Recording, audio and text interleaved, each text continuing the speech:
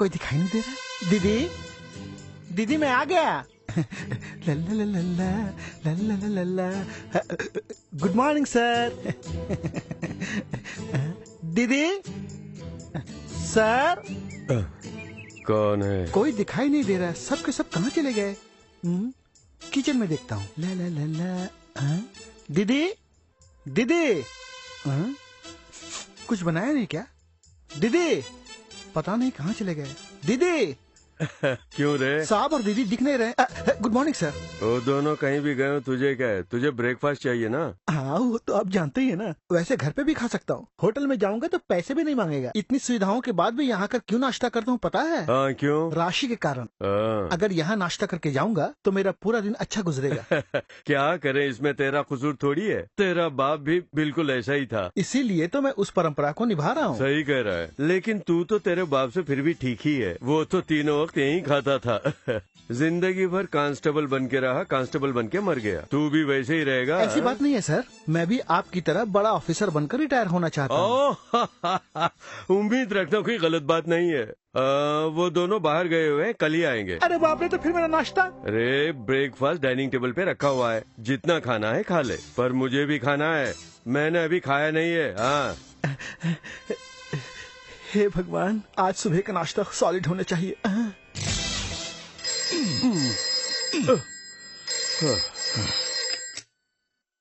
Yes, Madhav Singh speaking. दद्दू, मैं तुम्हारा प्रणव बोल रहा हूँ। तू है? कैसा है बेटे? कोई खास बात है क्या? हमारी छुट्टियाँ खत्म हो गई है, इसलिए हम लोग जाने वाले हैं। क्या खत्म हो गई?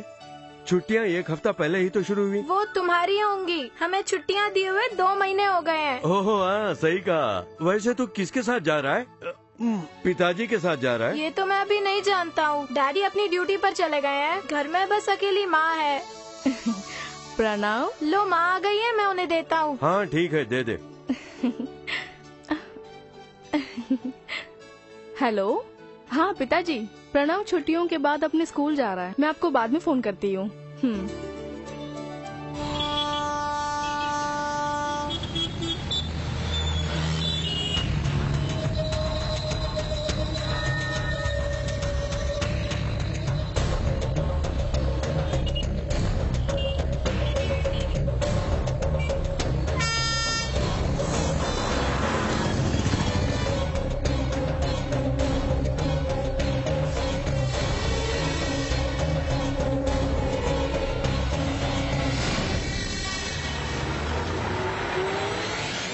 मुझे नरसिम्हा साहब से मिलना है। साहब बाहर गए हुए हैं, थोड़ी देर में आ जाएंगे। आप उनके कमरे में वेट कीजिए। ओके। आइए, ये उन्हीं का कमरा है, आराम से बैठिए।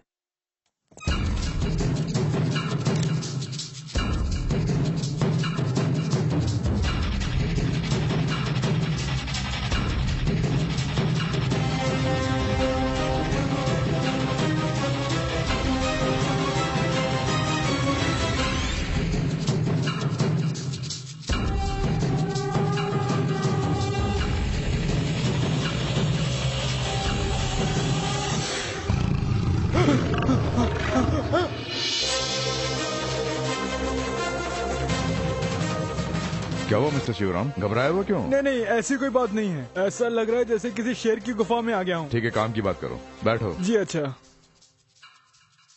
सर, आपको देखते ही मैं कुछ बोल ही नहीं पा रहा हूँ। केस की बात करने के लिए आए हो ना? हाँ बोलो। वो दरअसल वो। अरे घबराओ नहीं, आ जाओ।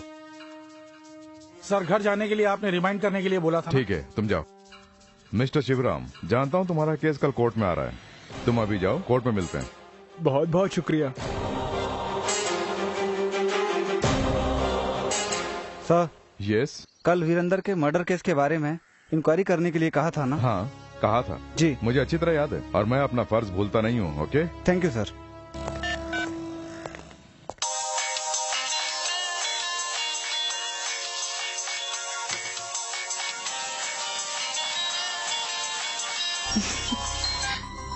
हाँ बोलिए। मीरा, प्रणव रेडी हो गया ना? मैं अभी पहुँचता हूँ। ठीक है प्रणव, डैडी बस आते ही होंगे। साइन लेने के लिए प्रोग्रेसिव कार्ड निकाल लिया है। वो क्या है? डैडी का फोटो है। वो किस लिए? रोजाना उनका चेहरा देखने के लिए। हे, बस कर। वो तो आपके पास रहते हैं, तो आपको क्या चिंता? ओह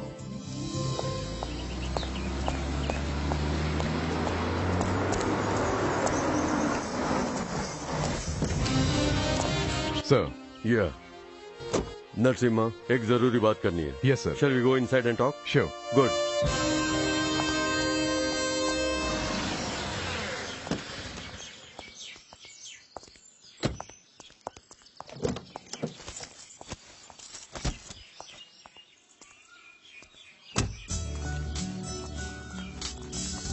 अब तो आप बहुत खुश रहेंगे ना, ऐसा क्यों? क्योंकि अब मैं आपको परेशान नहीं करूँगा ना। मिस्टर नरसिम्हा, केरला के सीएम कल दिल्ली से सीधे पालघाट आ रहे हैं। सो कोयम्बतूर फ्लाइट से 10:30 बजे उतरकर वहाँ से सीधे कार से पालघाट जा रहे हैं। यानी कोयम्बतूर के एयरपोर्ट से केरला बॉर्डर तक हमें उन्हें सुरक्षा देनी है। सर लेकिन वो तो परसों। दरअसल उनकी पार्टी के किसी सदस्य की तबीयत बहुत ज्यादा खराब है, इसलिए प्रोग्राम थोड़ा एडवांस कर दिया है, जिसकी वजह से उन्हें फौरन सुरक्षा देनी पड़ रही है। इस तरह की कोई समस्या न आए इसीलिए पहले से ही सारे इंतजाम कर दिए हैं। खासकर सुरक्षा के लिए बटालियन बिल्कुल तैयार है। It's fantastic Narasimha. By the way, Coimbatore को लेकर मुझे कोई चिंता नहीं है। पता है क्यों? वहाँ के इंचार्ज तुम हो।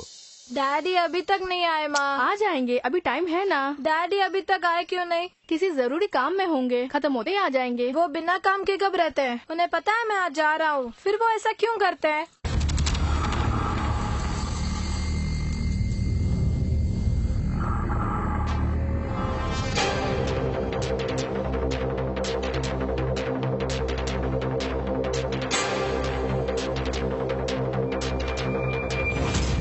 लाओ मुझे दो, डैडी नहीं आएंगे। मैं जा रहा हूँ। हे प्रणव, आप कुछ मत बोलिए। डैडी आए तो बोल देना कि अब मैं उनसे कभी बात नहीं करूँगा। डैडी ने मेरा ख्याल नहीं रखा तो मैं डॉन 3 बन जाऊँगा, बोल देना। हे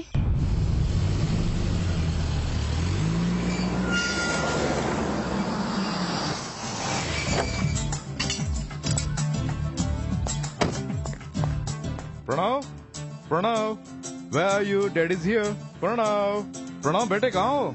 Sorry, I'm late. मीरा, ये दोनों कहाँ चले गए? प्रणव, देखो डैडी आ गए। अब ये छुपना छोड़ के बाहर आ जाओ। उसे अपने स्कूल गए बहुत देर हो चुकी है कमिश्नर साहब। Oh God, यानी वो चला गया। रास्ते में ट्रैफिक प्रॉब्लम हो गई, वो सॉल्व करने के चक्कर में मुझे आने में देर हो गई। Sorry, it's my mistake. ये सॉरी सुन सुन के तो मेरे कान पक गए। जिस प्रोग्रेसिव रिपोर्ट पे साइन लेने थे वो यहीं रखकर रोता हुआ चला गया। ऐसी छोटी छोटी बातों में टेंशन मत हुआ करो मीरा। ये छोटी बात नहीं है, घर की हर बात तुम्हें छोटी ही लगती है, ड्यूटी बहुत बड़ी लगती है। ओके मीरा, कल प्रोग्रेस रिपोर्ट में साइन डालकर उसके स्कूल भेज दूंगा। हे मीरा, मुझे भूख लग रही है, खाने के लिए कुछ मिलेगा? तुम एक बात जानते हो? क्या? मीना का आदमी भी पुलिस वाला ही है, अपनी वर्दी पहनकर भी घर के काम करता है, बीवी की मदद करता है। हाँ, तो खाना भी बनाता होगा। जब भी उन्हें देखती हूँ ना, मुझे बहुत जलन होती है। कभी एक दिन भी काश यहाँ भी ऐसा होता। वो उसे कैसे बुलाता है पता है? मीनाक्षी बोलकर। मीनाक्षी। हाँ गुड़िया, नहा लिया ना? अब चलो भी। जो होमवर्क मिला था वो कर लिया ना? Very good. मीनाक्षी। हाँ बोलिए। बच्चों ने नहा लिया है, जल्दी से यूनिफॉर्म तैयार करो। तैयार है। खेलना बहुत हो गया, अब चलो भी। आराम से, भागो नहीं, आराम से। अरे ये क्या मीनाक्षी, मुझसे बोलती तो मैं कर देता ना। जाओ जल्दी से ब्रेकफास्ट निकाला, जाओ। जब देखो ऐसे ही। बच्चों कुछ देखा नहीं ना? नहीं। सच में ना? लो तैयार है, जल्दी यूनिफॉर्म पहन लो, बस आती ही होगी, टाइम हो गया, जल्दी गेट रेडी।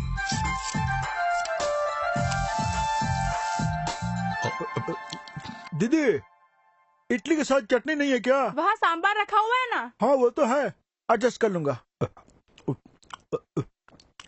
मीनाक्षी, बच्चों के लिए नाश्ता निकालो जल्दी। इडली हॉट पैक में रखी है, बहुत गर्म होंगी, संभाल के। ठीक है, कोई बात नहीं।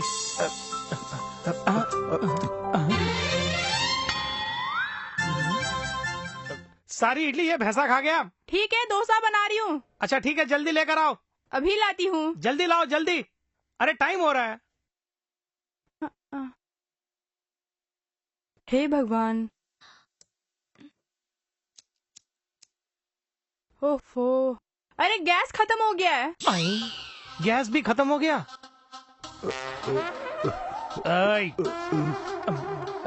यही रुको, मैं ब्रेड लेकर आता हूँ।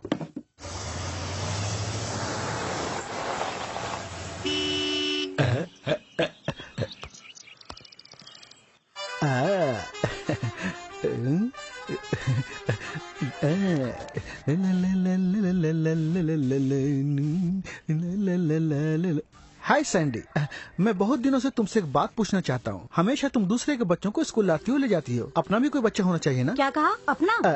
अपना कहने का मतलब है कि आपकी शादी हुए बहुत दिन हो गए हैं, कोई बच्चा नहीं है ना, इसीलिए। वो सब मैं खुद देख लूंगी। हाँ, बात तो सही है। बच्चों, आंटी का ठीक से ख्याल रखना। Thank you. हाँ, बच्चों को तो मैंने ब्रेड खिला के संभाल लिया, लेकिन मैं क्या खाऊंगा? आप भी वो ब्रेड खाकर निकलिए ना। सच में कह रही हो? हाँ सच में। तो ठीक है, मैंने कभी तुम्हारी बात टाली है क्या? ओके। अच्छा ये बताओ, तुम क्या खाओगी? मैं भी वही खा लूंगी। तो ठीक है, ब्रेकफास्ट का जो गैप आया है उसे हम लंच में पूरा कर देंगे। मैं ऑफिस जाके साइन डाल के आ जाऊंगा। तुम घर में बस सब्जी काट के रखना, बाकी जो भी काम है मैं आके देख लूंगा। मीनाक्षी, सोच रहा हूँ कि बाजार से बढ़िया सी मच्छी लेकर आऊँ। तुम्हें सिंगाड़ा चाहिए या सुरमई? मैं दोनों लेकर आऊंगा। डैडी आ गया। 2 मिनट नहीं छोड़ते। आ जाओ। नानू से बोल दिया ना, चलो अब चलो, बस को है, बहुत देर हो गई। बैग तो ले जाइए। बैग तो लाओ। Bye bye. आ जाओ, ये पकड़ो। अरे वाह, हेयर स्टाइल तो बहुत ही बढ़िया है। आ जाओ, आराम से। आ जाओ। हाँ, चलो आराम से चलो। आ जाओ। हाँ, चलो। चलो जाओ। बाय। अब हमारा अगला काम है गैस रेडी करना। सर, सुबह नाश्ता करने के चक्कर में जो बात बतानी थी वो तो मैं भूल ही गया। क्या? जिस खूनी सुंदर को हम खोज रहे हैं वो कहाँ छुपा है पता चल गया है। अभी अरेस्ट कर सकते हैं सर। उसे अरेस्ट करके कोर्ट में पेश करने से भी कुछ नहीं होने वाला है, लेकिन अगर गैस का इंतजाम नहीं किया तो दोपहर का खाना भी गया, नाश्ता भी गया। चल आजा। अरे सुरेंद्र सर, केपी का मतलब केरला पुलिस होता है, किचन पुलिस नहीं। साहब ने जो कहा सुन लिया ना। सुरेंद्र, गैस का इंतजाम करके जैसे ही खाना बन जाएगा ना, हम उस मुजरिम को गिरफ्तार करेंगे, ठीक है? Yes sir. जरा वो एम्प्टी सिलेंडर तो निकालना।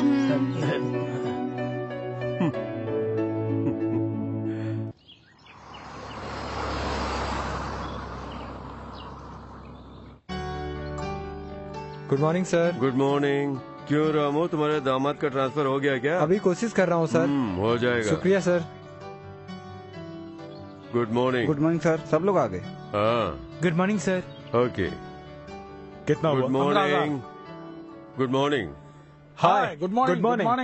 Good morning. आइए। Welcome sir. एक साथ बैठकर क्या कर रहे हो? वो सब तो मैं बाद में बताऊंगा, पहले यहाँ पर एक साइन कीजिए। क्या ये हमारे क्लब में वोट डालने वालों की लिस्ट है। ये हम लोगों ने मिल के फैसला लिया है। इतना ही नहीं, सारे मेंबर से मिलके बात कर ली है और सब यही चाहते हैं कि अगले प्रेसिडेंट तुम ही बनो। जब भी इलेक्शन आता है हम इन्हीं का नाम सजेस्ट करते हैं। हाँ। और कोई ना कोई बहाना बना के हट जाते हैं। लेकिन इस बार ऐसा नहीं चलेगा। एक और जरूरी बात, अगर माधव साहब प्रेसिडेंट के लिए मान जाएं तो चुनाव अवॉइड करेंगे। बिल्कुल सही। अगर तुम यहाँ के प्रेसिडेंट बन गए तो हमारा क्लब पूरे शहर में नंबर 1 बन जाएगा। सही कहा। देखो तुम लोग मेरी बात का बुरा मत मानना, आजकल शरीर थोड़ा साथ नहीं दे रहा है। मैं फ्री रहना चाहता हूँ। नहीं चलेगा। बड़ी लड़की कोयम्बतूर में रहती है, बार बार जाना पड़ता है। दूसरा दामाद नौकरी पर जाने से लड़की अकेली रहती है।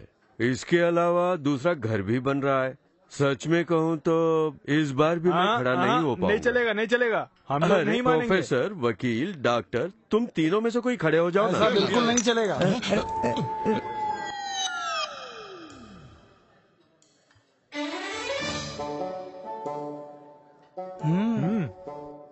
इतना समझाने पर भी बाज नहीं आता है। ये अगर शाम को पिएगा तो घिस जाएगा क्या? अच्छा ठीक है, मानता हूँ, अब से मैं शाम को ही पीऊंगा, लेकिन एक कंडीशन। आपको प्रेसिडेंट बनने के लिए मानना होगा। ठीक है, डन, लेकिन एक कंडीशन। प्रोफेसर, वकील गवाह हैं। एक दिन का नहीं, 1 हफ्ते का टाइम देता हूँ। डॉक्टर अगर ये छोड़ देगा तो मैं प्रेसिडेंट।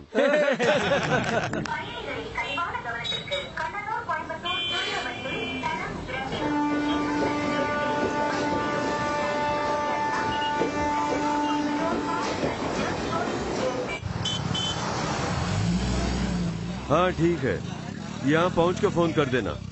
ओके। सर।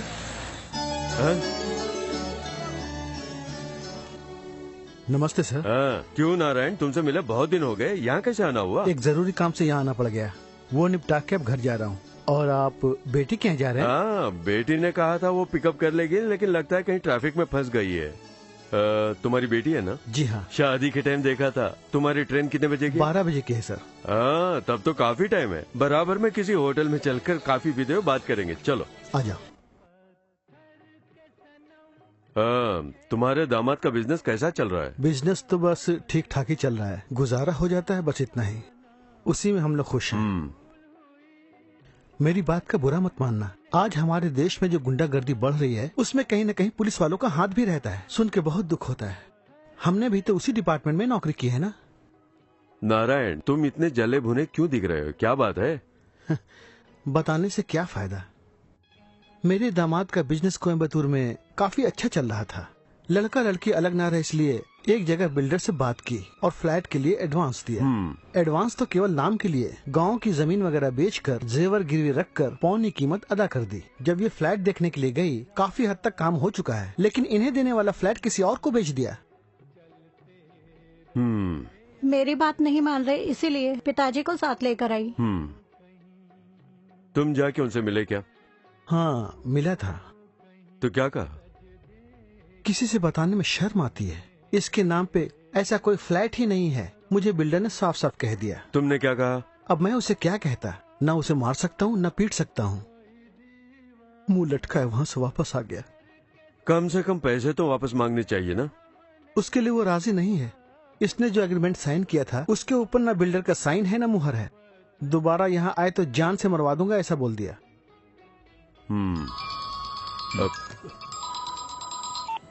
हाँ, आ गई क्या? बस अभी आ रहा हूँ। ठीक है। हाँ बेरर बिल, ये बताओ उस एग्रीमेंट की कॉपी पास में है क्या? हाँ है। हाँ, तो एक काम करते हैं, सीधे मेरी बेटी के यहाँ चलते हैं। मैं अपने दामाद से बात करूंगा।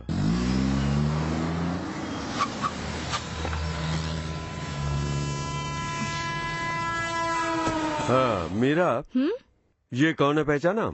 हाँ, नारायण अंकल ना। हाँ, चलो गाड़ी में बैठो, घर चल के बात करते हैं। चलो।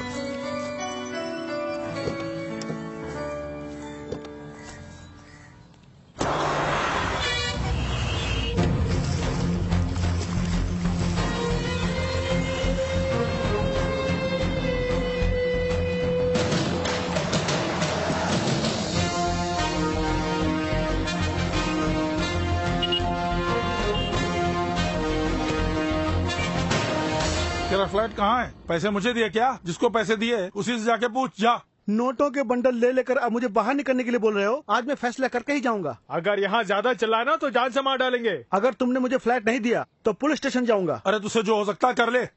अगर तुमने मेरे पैसे वापस नहीं किए तो मैं तुम्हें जेल भिजवा दूंगा। इतना समझाने की बात है, नहीं मान रहा। तू ऐसे नहीं मानेगा, तुझे सबक सिखाना पड़ेगा। आज तुझे नहीं छोड़ूंगा। छोड़ो, मुझे बोल रहा हूँ ना, छोड़ दो उसे, छोड़ दो। ओहो, तो पुलिस वालों को साथ में ही लेकर आया है। एसी डीसी मिनिस्टर सब लोग हमारी जेब में रहते हैं। चुपचाप चला जा। ए गणपत, जल्दी आके कचरा साफ कर दे।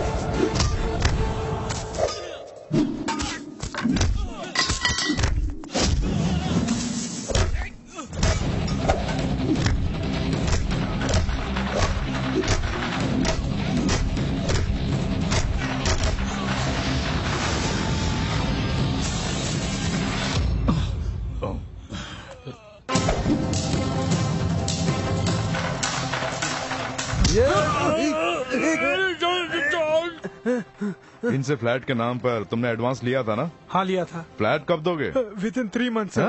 विदिन 3 क्या? मंथ्स, 3 महीने में ही। कौन सा flat? 12B double bedroom flat sir. क्यों? ठीक है ना? Thank you sir. राकेश, लेके जाओ इन्हें।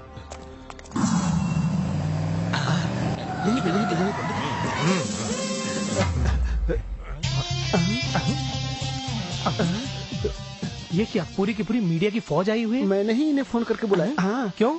मंदिर के खतरनाक लुटेरों को हमने ही दबोचा है। जब ये टीवी में आएगा तो सब लोग हमें देखेंगे। नहीं तो इन्हें हमने पकड़ा है ऐसा बोलकर बड़े ऑफिसर इंटरव्यू देंगे। करेक्ट, लेकिन फिर भी वो। अरे वो भी नहीं, कुछ भी नहीं।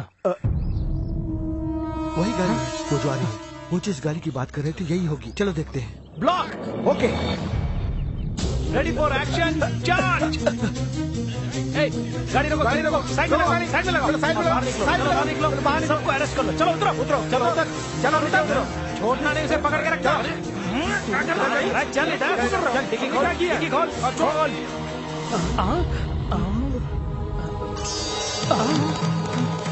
देखा सुरेंद्र, सोने की मूर्ति, ये कम से कम 1 करोड़ की होगी। सब चुप हो जाओ। साहब जी, हाँ? ये 1 करोड़ की नहीं है, कम से कम 5 करोड़ की होगी। 5 करोड़? हाँ तो सही कह रहा है। हाँ, अरे यहाँ तो देख सुरेंद्र, लगता है मंदिर को पूरी तरह से लूट कर आए हैं। चुप हो जाओ। पीछे हटो। साहब, इस बार जरूर हमारा प्रमोशन हो जाएगा। सच सच बताओ, कब और कौन से मंदिर में चोरी की? सर हमने कोई चोरी नहीं की है सर। अबे झूठ बोलता है। अगर तूने चोरी नहीं की तो सोने की मूर्तियाँ हवा में उड़कर गाड़ी में चली आई। सर, एचडी बूथ पर मैंने अपने कानों से सुना है। हाँ सर ये ओरिजिनल मूर्ति नहीं है सर। क्या ओरिजिनल नहीं है? सर मैं बताता हूँ। अरे तो बोल ना, बोल जल्दी बताओ, क्या बात है? सर हम नौटंकी करने वाले हैं। नौटंकी करने वाले?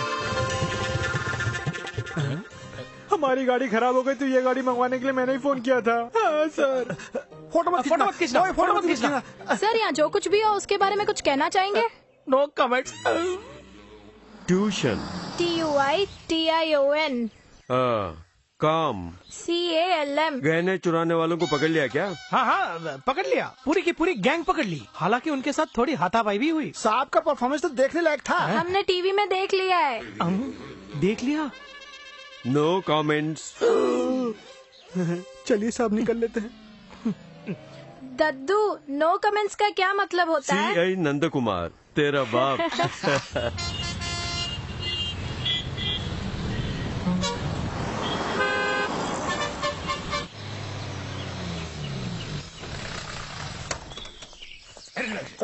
चल उधर चल।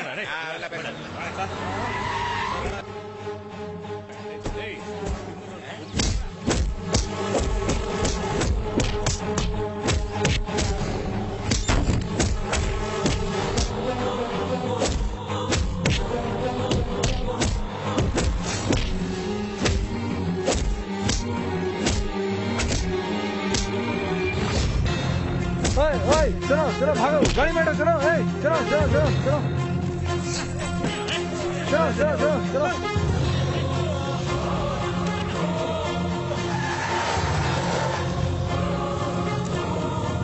राकेश तुम्हारी बाइक दो, अभी आता हूँ।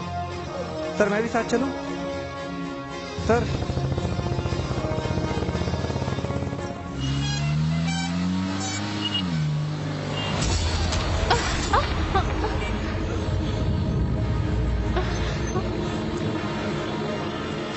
क्यों, गाड़ी चलाते हुए दिखा नहीं देता?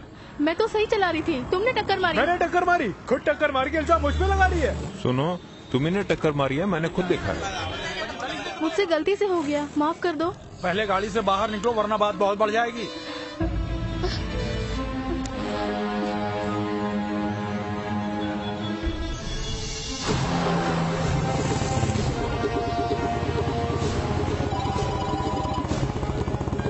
मैं तुम्हें कॉल बैक करता हूँ।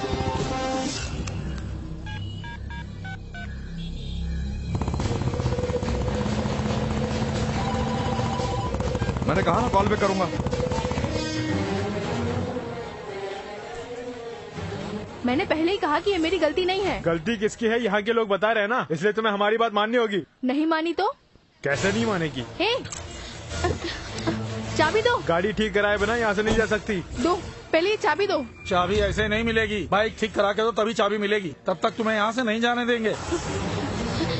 क्या हुआ, पैसों का घमंड है क्या? यहाँ किसी को भी पैसे नहीं चाहिए। मैंने पैसा देने के लिए कब कहा? वो बाइक ठीक कराने के लिए मेरी मदद करो, बस इतना ही तो कहा। अरे बाइक ठीक करा के दो, बेकार में हमारा टाइम खराब मत करो।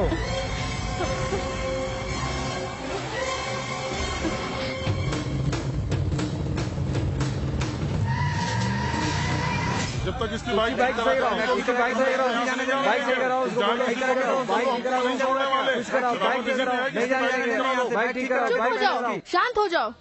यही तुम्हारी शराफत है? इतने सारे लोग मिलकर एक लड़की को इस तरह से धमकाओगे? तुम्हारे घर में तुम्हारी माँ बहन कोई नहीं है क्या? चलो हटो, हट जाओ।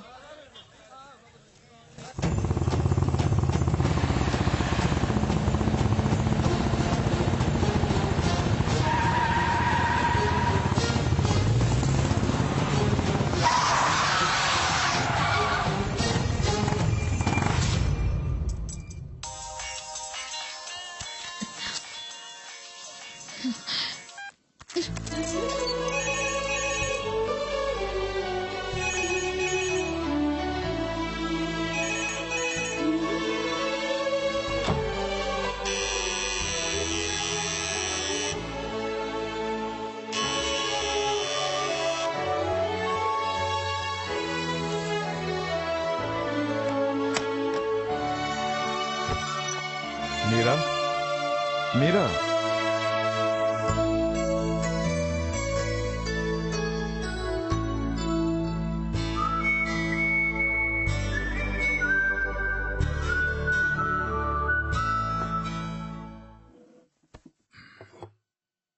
मैं तुम्हारी कौन हूँ पहले मुझे ये बताओ। Stop laughing. मुझे कुछ भी हो जाए तुम्हें कोई फर्क नहीं पड़ेगा ना? I know everything. आज जो कुछ भी हुआ ना, मैं सब जानता हूँ। वो कैसे? सिटी का एक जिम्मेदार पुलिस कमिश्नर सब जानता है। क्यों नहीं, बड़े अंतर्यामी हो ना। अंतर्यामी? अंतर्यामी क्यों कहा? ठीक है, कहने दो।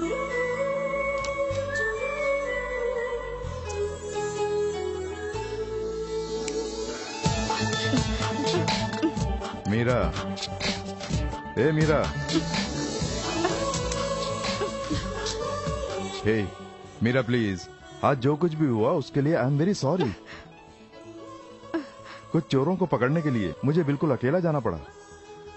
तुम कहो तो प्रणव की सौगंध। प्लीज मीरा, कम से कम मेरी ओर देखो ना। अच्छा लग रहा हूं ना? प्लीज मुझे माफ कर दो।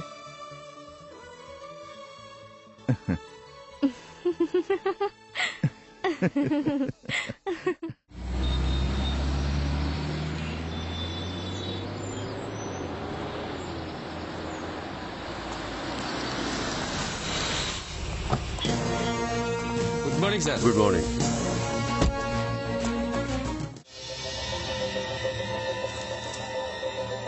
इन दोनों में असली कौन सा नकली कौन सा पहचान पाओगे?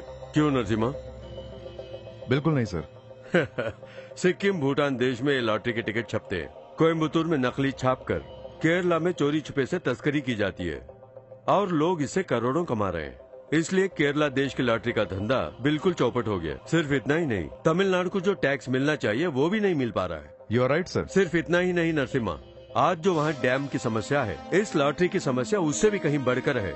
इसके कारण दो राज्यों के बीच कभी भी अनबन हो सकती है और इसे रोकने का एक ही रास्ता है। कोयम्बतूर से एक बढ़िया ऑफिसर केरला भेजकर इस लॉटरी का पर्दाफाश किया जाए और वो बढ़िया ऑफिसर सिर्फ तुम हो। क्या सोच रहे हो मिस्टर नरसिम्हा? मुझे तुम पर पूरा भरोसा है। सर केवल इतना ही नहीं, एक और बात है, इनकी वाइफ भी पालघाट की है। ओह, इज इट सो?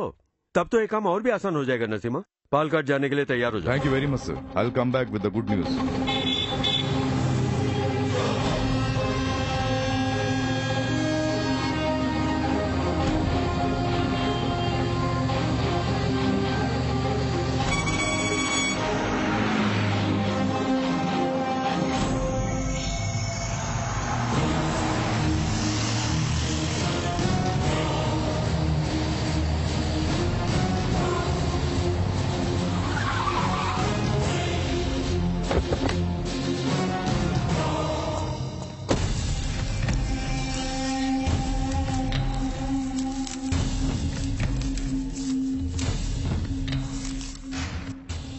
बेचने वाले और खरीदने वाले को भी नहीं पता ये डुप्लीकेट है।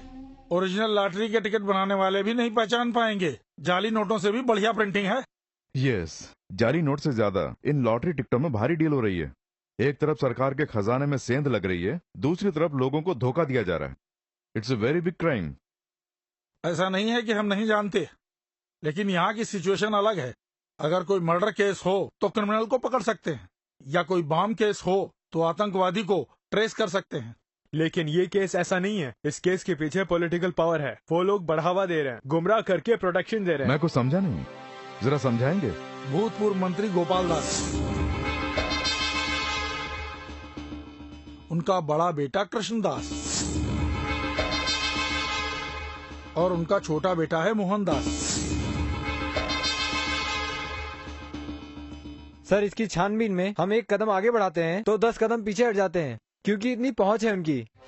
इसका मतलब कोयम्बतूर से लेकर पालक्काड तक जो छोटे छोटे नगर आते हैं या छोटे छोटे गांव आते हैं और वहाँ पे जितने चेक पोस्ट हैं उन सबको खुला छोड़ दें। मैंने तुमसे कहा ना कि यहाँ की जो सिचुएशन है अलग है। उसकी मुझे कोई चिंता नहीं। कोयम्बतूर में अगर कोई क्राइम करता है तो छिपने के लिए पालक्काड जाता है, तो वो सब मैं देख लूंगा। You are always welcome. तुम जब चाहो आ सकते हो। हर तरह से तुम्हारी मदद करेंगे। Thank you very much. Thank you.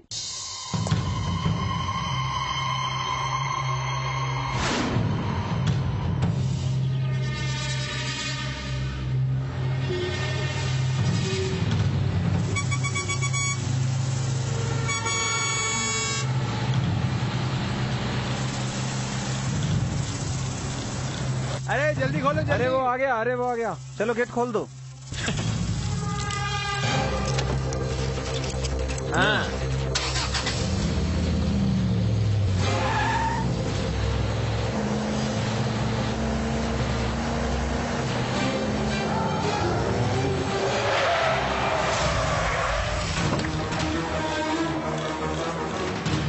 अबे देख क्या रहा है, त्रिपाल हटा। हाँ, ये कहने वाला तू कौन है? अपनी गाड़ी हटा।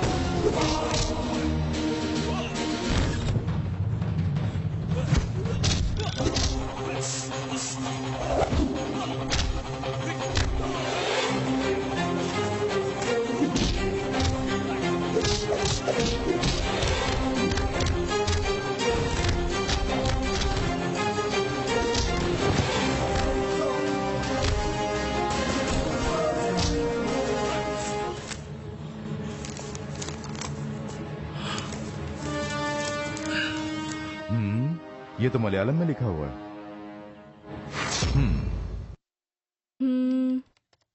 इसमें जो लिखा है उससे तो कुछ ऐसा समझ आ रहा है जैसे कोई औजार हो, कुछ नल तो जैसा। समझ में नहीं आ रहा है, क्या है वो? Tap tap. Oh, tap tap tap.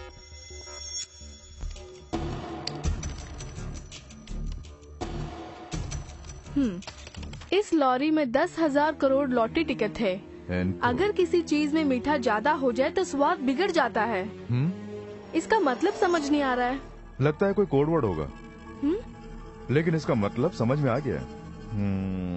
जब हम कॉलेज में एक साथ पढ़ा करते थे तो तुम्हारे पीछे मैं घुमा करता था ना, ठीक है ऐसे ही कोड वर्ड्स में तुम मुझसे बात करती थी, याद है ना?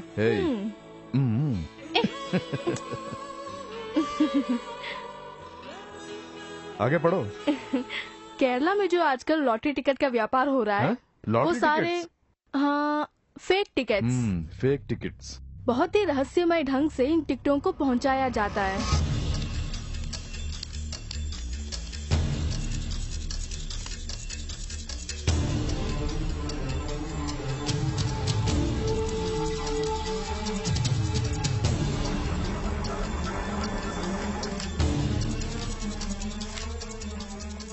सर, लगता है इस लेटर में बहुत जरूरी बात लिखी गई है। ये लेटर हमारे बहुत काम आ सकता है। हाँ शायद तुम सही कह रहे हो, लेकिन इस लेटर को लिखने वाले ने बहुत दिमाग लगाया है। वो कैसे? सेल फोन के नंबरों के आधार पर आज बहुत से केस सॉल्व हो रहे हैं, बहुत से लोग फंस रहे हैं। आपने सही कहा सर, जिस तरह आप सोचते हैं वैसे मैं नहीं सोच पाता। ये लेटर भेजकर केस को डाइवर्ट करना चाहते हैं। हाँ सर। राकेश, इस केस के चक्कर में बार बार केरला जाता हूँ, इसलिए लगता है जल्दी ही मलयालम भी सीख जाऊंगा। Very good sir. वैसे थोड़ी बहुत मलयालम मैं भी जानता हूँ। बोल के दिखाऊं? हाँ बोलो। फूड कड़चू। हाँ कड़चू कड़चू।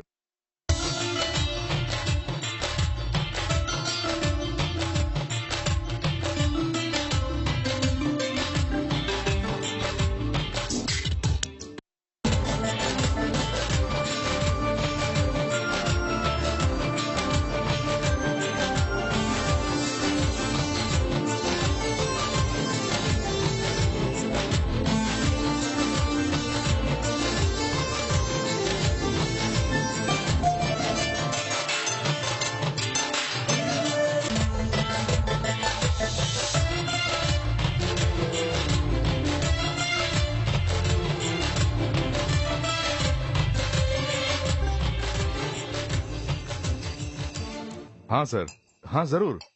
Okay sir. मंत्री जी थे, पालघाट के एसपी से मैं मिलकर आया था ना, तो उन्हें उसके डिटेल्स चाहिए। ये कमिश्नर एसपी की बात सब ऑफिस में करनी चाहिए ना। कभी कभी तो ऐसे बैठकर पीने का मौका मिलता है, 2 राउंड पीकर मस्ती भरी बातें करेंगे, जॉली मूड में रहेंगे। लेकिन तुम हो कि नंदू, जैसा तुम समझ रहे हो वैसा साधारण केस नहीं है नरसिम्हा का। इस लॉटरी टिकट में बड़े बड़े अधिकारियों की मिली भगत है। यू आर एब्सोल्युटली करेक्ट बाबूजी। मुझे लगता है मेरी छानबीन सही दिशा में है। इस केस में चाहे कोई भी क्यों ना हो, अरेस्ट करके ही रहूंगा 1 महीने में। तो 1 महीने का वेट क्यों? अभी जाके उन्हें अरेस्ट कर लो ना। वो तो बस स्टैंड में खड़े होकर अरेस्ट करो चिल्ला रहे हैं ना।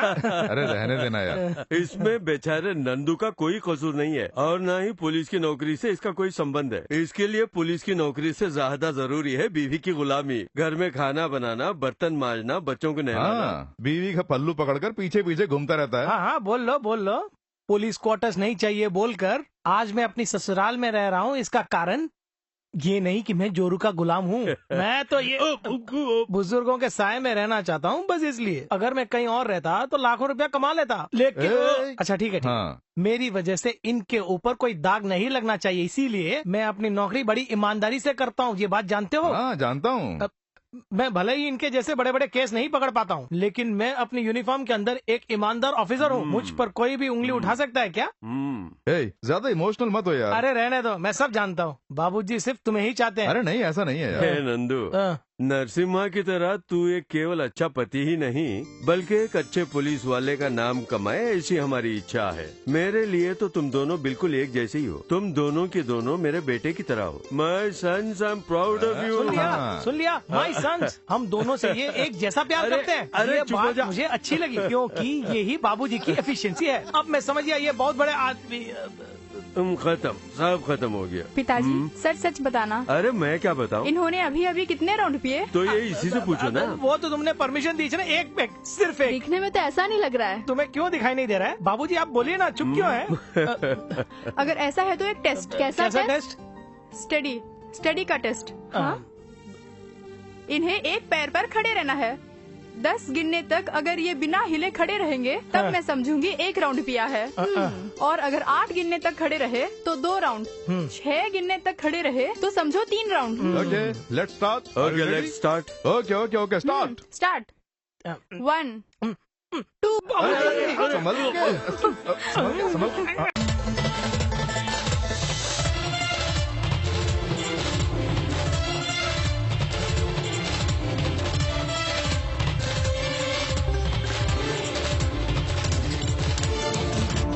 की ताज़ा खबर, चुनाव की घोषणा कर दी गई है। हमारे पूरे राज्य को 3 भागों में बांटकर 3 चरणों में यह चुनाव करवाए जाएंगे। पहला चरण मार्च 20 तारीख और दूसरा चरण 25 तारीख और तीसरे चरण के चुनाव 30 तारीख को होंगे। चुनाव में कोई धांधली ना हो, इसके लिए पूरी व्यवस्था की गई है। नमस्ते। अब हमारा टाइम अच्छी तरह कटेगा। कोई नॉमिनेशन भरेगा, कोई नॉमिनेशन वापस लेगा, एक दूसरे से लड़ेंगे, खूब मजा आएगा। हाँ, चाहे कोई भी जीते। महंगाई कम नहीं होने वाली है। अगर कोई इसका कारण पूछता है तो एक दूसरे पर आरोप लगाते हैं, बस इतना ही। अच्छा ये बताओ डॉक्टर, तुम अपना वोट किस पार्टी को दोगे? मेरा वोट मैं उसे दूंगा माधव साहब जिस पार्टी को देंगे। खैर वो सब छोड़ो, पहले ये बताओ माधव साहब हमारे एरिया से क्यों नहीं खड़े होते? आप जैसा ईमानदार आदमी खड़े होने पर ही इस समाज की और देशवासियों की सेवा हो पाएगी। अरे वो डॉक्टर, हमें जो अपने फर्ज निभाने थे वो सारे फर्ज हमने निभा दिए। अब हमारे पास दूसरा कोई काम नहीं है, तो ऐसे में ये राजनीति क्यों? हमें तो बस शांति चाहिए। बाहर दोस्तों के साथ, घर में नाती पोतों के साथ मस्ती, इतना काफी नहीं क्या? इतना काफी है।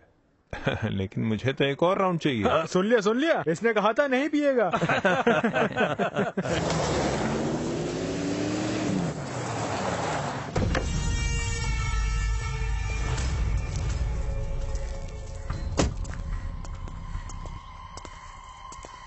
पिताजी ने क्या कहा? ऊपर का ऑर्डर है, इसमें वो क्या करें?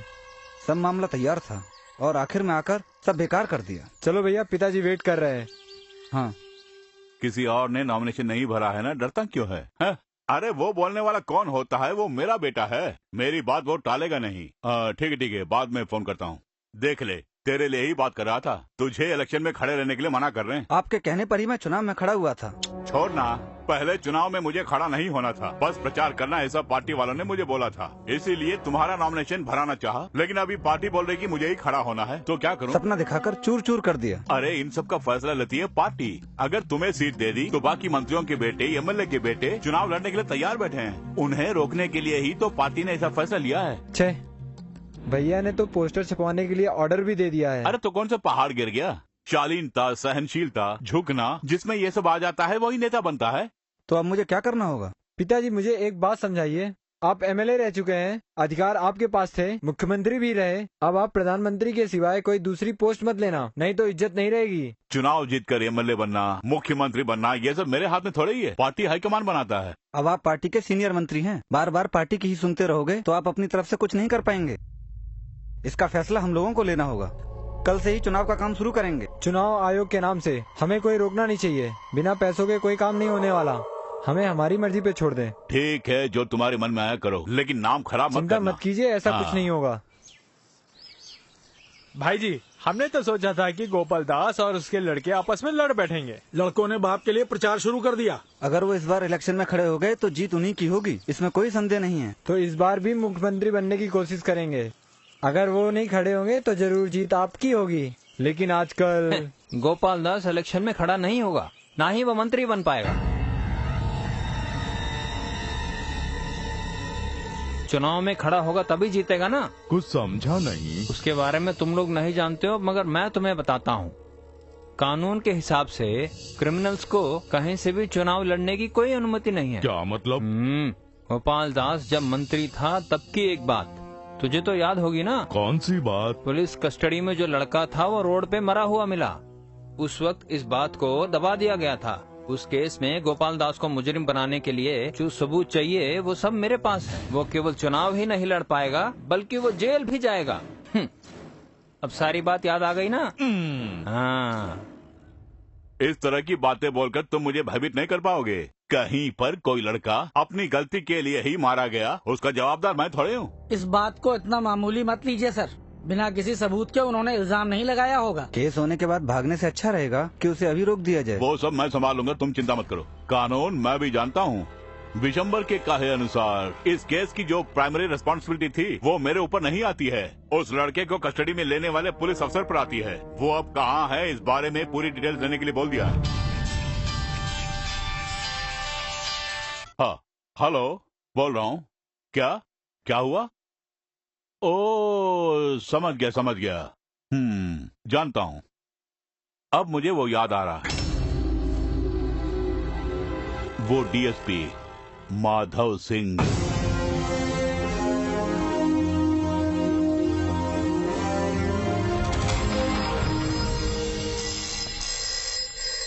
मीना,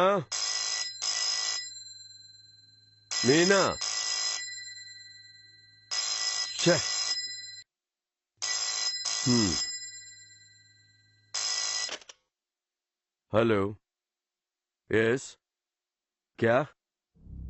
मैं नहीं जानता। कहा ना नहीं जानता। मुझे कुछ मत बताओ, मैं नहीं जानता।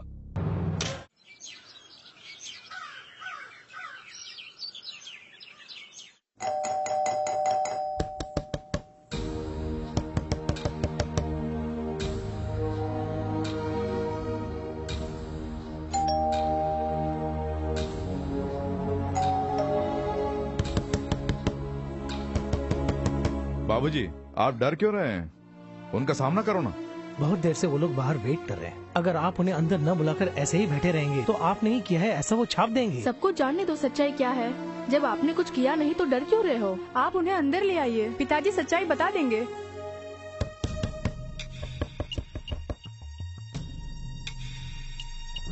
Please come.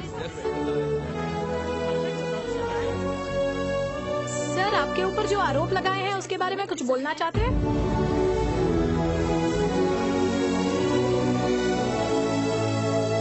जब हादसा हुआ था तब वहाँ के इंस्पेक्टर आप ही थे ना, तो आपके सामने ही हुआ होगा ना। उस वक्त जो मंत्री थे उनके कहने पे आपने उस लड़के को अरेस्ट किया, क्या ये सच है? इसका मतलब वो मंत्री भी आरोपी हुए ना? उसमें राजनेताओं का हाथ है, क्या ये सच है? गोपी एक नक्सलवादी था, क्या ये सच है? उससे पूछताछ करते समय आपके साथ और कौन कौन था? उसे हाथों से पीट के मारा है या किसी वस्तु से? मिस्टर, सोच समझ के सवाल पूछो। हम जो सवाल पूछ रहे हैं उसका जवाब तो आपको देना ही पड़ेगा ना। तो आप बेकार में गुस्सा क्यों हो रहे हैं? तो आपने सच में गोपी का खून किया? प्रेस वाले हो इसलिए जो मन में आएगा पूछोगे। हम प्रेस वाले हैं, हम पूछेंगे। हम जो सवाल पूछ रहे हैं उसका जवाब देना चाहिए।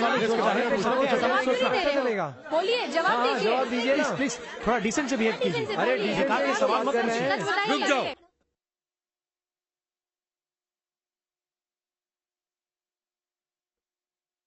हाँ, मैंने ही मारा है।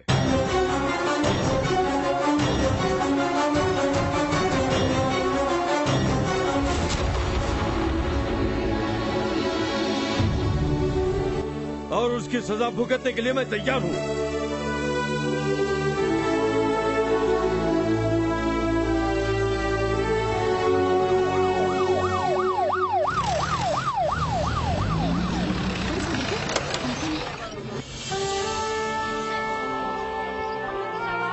Sir, yes. माधव साहब को अरेस्ट करना है। वारंट लाओ। Yes sir.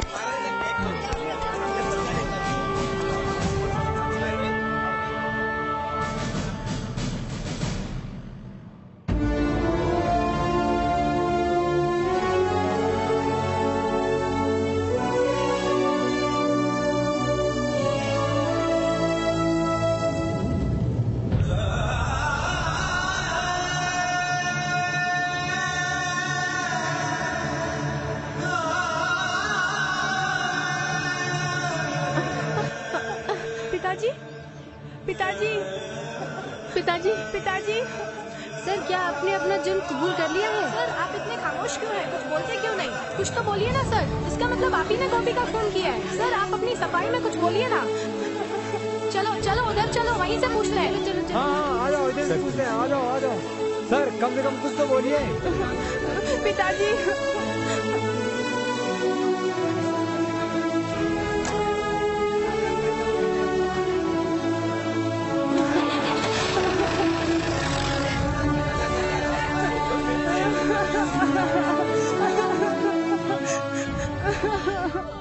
तमाम गवाहों और सबूतों को मद्देनजर रखते हुए और श्री माधव सिंह ने चूंकि अपना जुर्म कबूल कर लिया है, इसलिए यह अदालत उन्हें 15 दिन रिमांड में रखने का हुक्म देती है।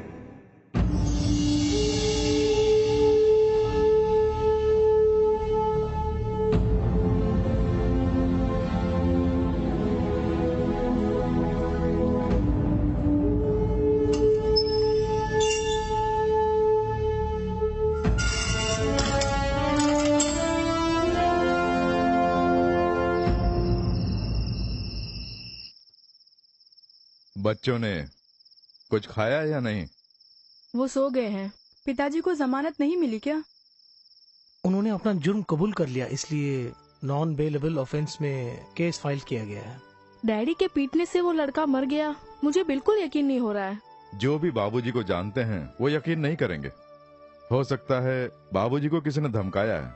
अगर ऐसा नहीं तो अनफॉर्चुनेटली कुछ ऐसा हुआ है जिससे वो अनजान है। उनसे हमने कितना पूछा, लेकिन वो कुछ भी बताने के लिए तैयार ही नहीं है। हकीकत में हुआ क्या था बता सकते हैं ना? हम सबको उलझन में डाल दिया। अब हम लोग कानून के सहारे ही बाबूजी को बाहर ला सकते हैं। तुम्हें मेरे साथ रहना होगा। मीना, इस तरह रोने से कुछ हासिल नहीं होगा। तुम लोग बस मेरा साथ दो।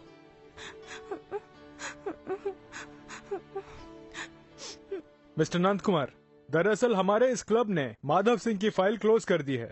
उन्हें जैसे ही अरेस्ट किया गया, क्लब की मेंबरशिप से हमने उनका नाम निकाल दिया। मैं और कुछ कहने के लिए नहीं बोल रहा हूँ। आप इस केस के सरकारी वकील हैं, इसलिए अगर मुझे इस केस से संबंधित जो रिकॉर्ड्स है उसकी एक कॉपी मिल जाए तो उससे हमारी इन्वेस्टिगेशंस को बहुत फायदा होगा सर। इस सोसाइटी में हम लोगों की भी मान मर्यादा है। हमने किसी मुजरिम की मदद की, इसका बाहर पता चला तो उससे हमारा ही नहीं क्लब का भी नुकसान होगा। आप लोगों के साथ इसी क्लब में बैठकर जो इंसान हंसता खेलता बातें करता था उसे आप लोगों ने इतनी जल्दी भुला दिया। आप लोगों की मौज मस्ती के लिए इस क्लब को बनाने में उन्होंने कितनी तकलीफें उठाई पता है? ये मत भूलिएगा। बड़ा आया हमसे पूछताछ कर। इतना भी मत हंसिए। आज जो कुछ भी उनके साथ हुआ है ना, वो कभी भी आपके साथ भी हो सकता है, ये याद रखना। जो न्यूज आपके पास है उसकी छानबीन किए बिना अगर आपने टेलीकास्ट की तो एक बेगुनाह मुजरिम बन जाएगा। चैनल का नाम खराब होगा। हेलो मिस्टर, आप भले ही बड़े पुलिस ऑफिसर होंगे, उसके लिए हमारे ऑफिस में आके जो चाहे पूछ सकते हैं, ऐसी बात नहीं है। आपके किसी भी सवाल का कोई भी जवाब देने की जरूरत बिल्कुल मुझे नहीं है। यहाँ मेरा टाइम खराब करने के बजाय हकीकत क्या है जाके उसका पता लगाइए ना। उसके बाद वो सच्चाई मैं खुद यहाँ से टेलीकास्ट करूँगा। बहुत जल्द वो सच्चाई मैं ढूंढ के लाऊंगा। उसके बाद दोबारा आपके ऑफिस पे आऊंगा और उस सच्चाई को जैसा आपने कहा टेलीकास्ट करना होगा।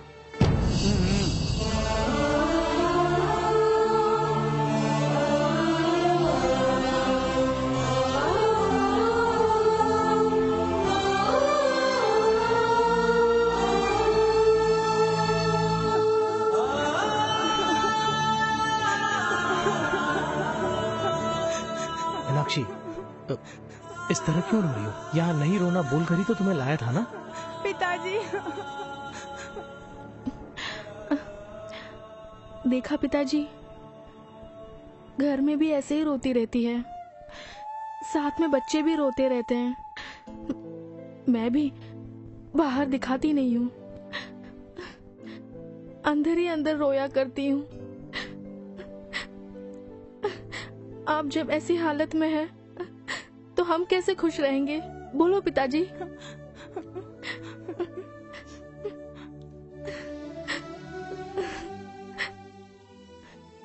आपको जल्दी बाहर निकलना होगा। उसके लिए हमारी कोशिश ही काफी नहीं है। किसी को बचाने के लिए ही आप इस तरह चुपचाप हैं, ये हम जानते हैं। मीरा सही बोल रही है। मुझे लगता है आप किसी को बचा रहे हैं। आपने कोई जुर्म नहीं किया, ये आप भी जानते हैं और हम लोग भी ये जानते हैं। सच्चाई क्या है कम से कम हमें तो बता दो।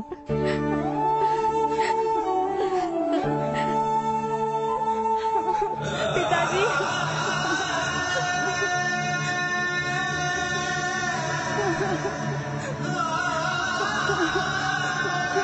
पिताजी,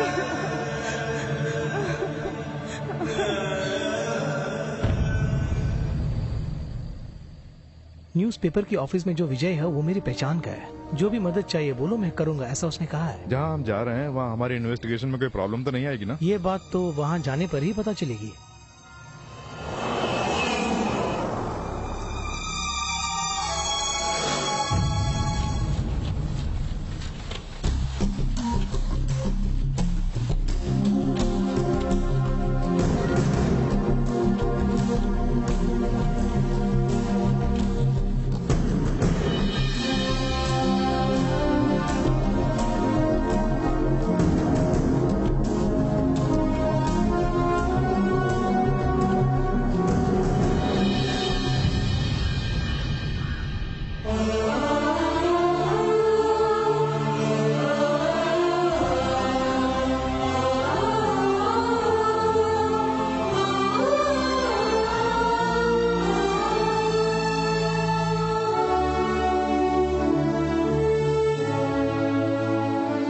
आपके चुपचाप रहने से एक बात तो हम लोग जान चुके हैं, आप किसी से डरे हुए हैं या फिर किसी को बचाने की कोशिश कर रहे हैं।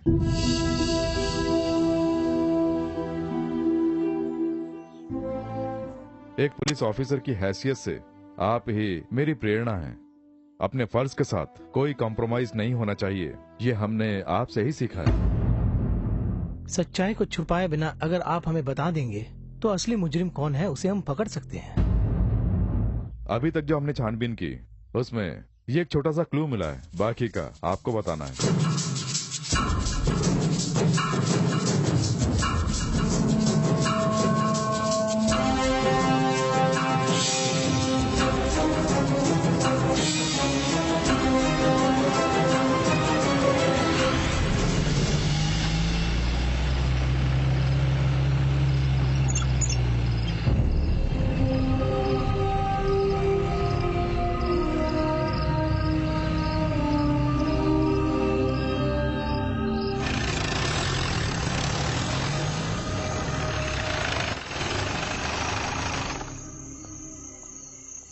क्यों रे नारायण, थाने में वैसे ही लोग कम हैं और तू यहाँ खड़ा हुआ है? सर मैं मंत्री जी की एस्कॉर्ट। एस्कॉर्ट के नाम पर गांव-गांव घूम रहा है और पेट भर खा रहा है। थोड़ा काम भी करना चाहिए ना। सर आपको मंत्री जी बुला रहे हैं। ठीक है, आता हूँ। चलता हूँ। हाँ। सर। ये सैल्यूट वगैरह किस लिए? बेकार में। हाँ, अरे बैठ ना।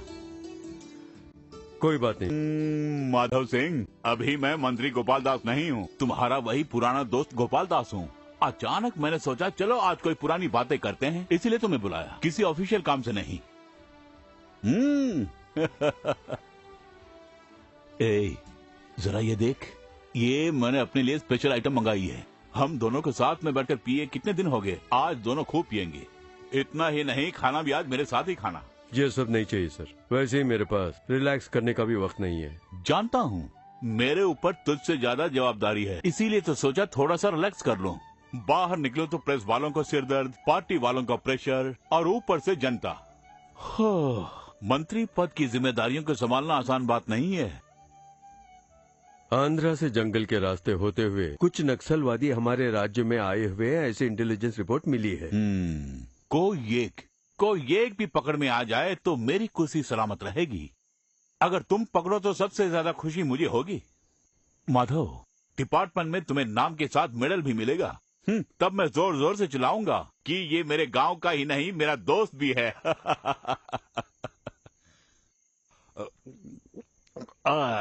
तो मैं और हाँ, एक जरूरी बात है, ये लोग प्रचार के लिए जहाँ पेपर छपवाते हैं वो कोई लोकल प्रेस ऐसी खबर मिली है, वो कहाँ है तुम्हें ढूंढना होगा। Okay sir. दोस्तों के बीच ये सैल्यूट की जरूरत नहीं है, ये इज्जत तुम अपने से बड़े अफसरों को ही देना।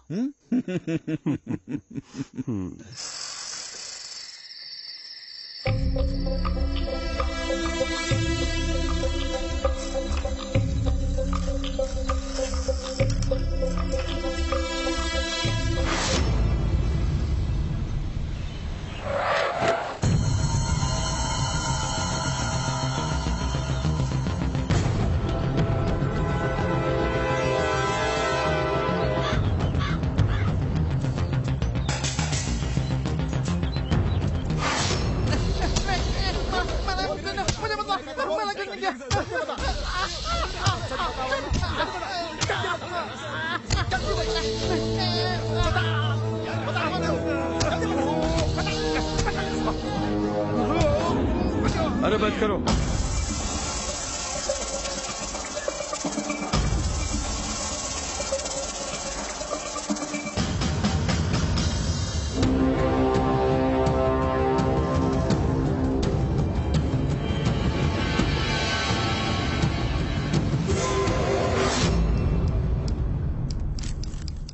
क्या हुआ? सर ये वाली मैगजीन मिली है।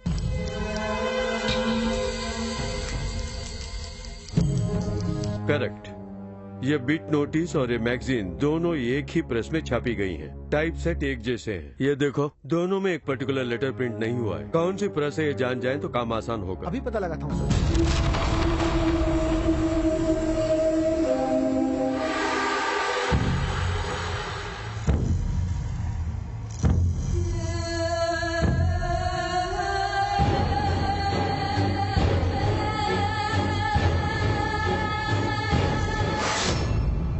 ये यही प्रिंट किया गया है ना? जल्दी जवाब दे। जी हाँ सर। तो फिर ये भी यही सर। ये नक्सलियों का बिट नोटिस है, नहीं जानते हो क्या? दरअसल वो सब हम नहीं देखते हैं। चाहे कोई भी मैटर हो, जो पैसा देता है हम उसे छाप देते हैं। बस इतना ही ना? जी हाँ साहब। ये छपवाने के लिए कौन लाया था? जी यही लेकर आया था।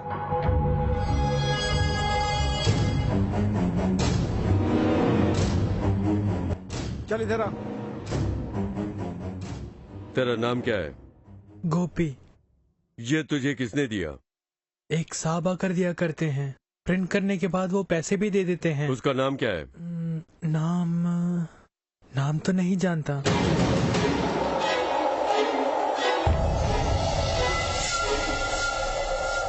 इस लड़के गोपी का नक्सलाइट से संबंध था?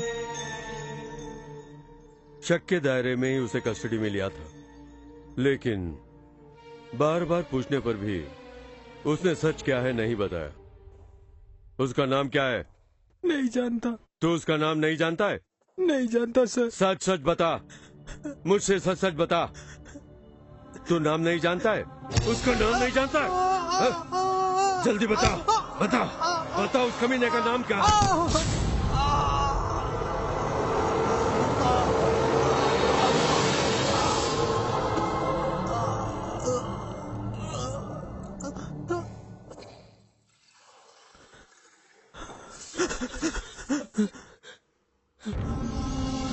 लबी।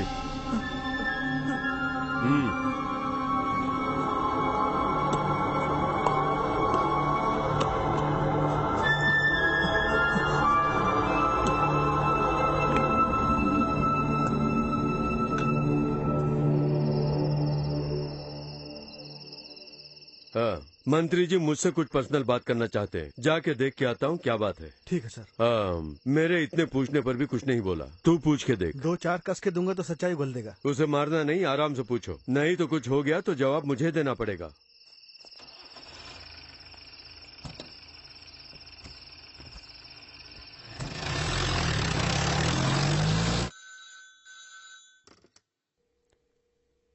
हेलो सर, मैं नारायण बोल रहा हूँ। हाँ सर, वो लड़का बेहोश हो गया। क्या?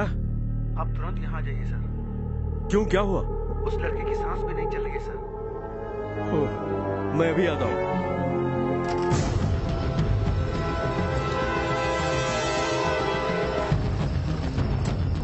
क्या हुआ? सर, जब मैं उसे देखने के लिए गया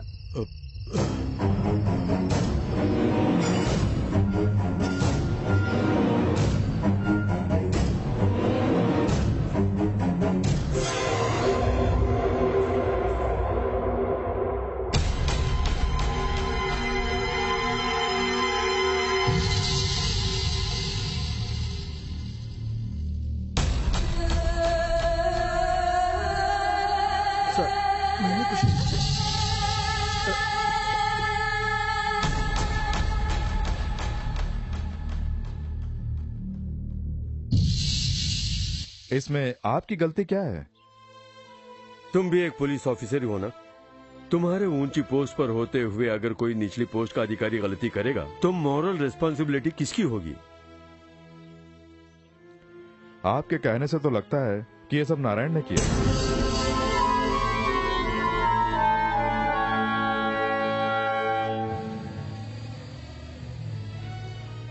चाहे जो भी हो, पिताजी ने कुछ नहीं किया, ये उन्होंने खुद बोल दिया।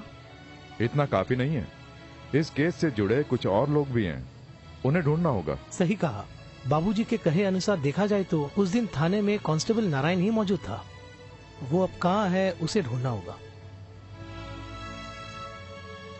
बाबूजी की बातों से लगता है कि हो ना हो नारायण ही इसका कारण है। नहीं नहीं, मुझे नहीं लगता नारायण अंकल का इसमें हाथ होगा। अभी कुछ कह नहीं सकते। जुर्म को कैसे अंजाम दिया जाता है और उसमें से कैसे बचना चाहिए, ये पुलिस वाले खूब जानते हैं। भूतपूर्व मुख्यमंत्री और भूतपूर्व डीसीपी माधव सिंह बहुत ही करीबी मित्र हुआ करते थे, लेकिन कहीं उनकी कुर्सी न छिन जाए इस बात के डर से राजनेता का प्रभाव डाल के उन्होंने माधव सिंह को कहा कि वो इस जुर्म को अपने ऊपर ले ले और इसके एवज में 2 करोड़ रुपए माधव सिंह को गोपाल दास जी ने दिए। इसलिए अदालत ने इस केस का फैसला आने तक आने वाले चुनाव में श्री गोपाल दास चुनाव लड़ने के योग्य नहीं है। ऐसा आदेश जारी करने के लिए अदालत से निवेदन करते हैं। बस बस बस बस हमारे लिए इतना काफी है। इस केस का फाइल कर दो।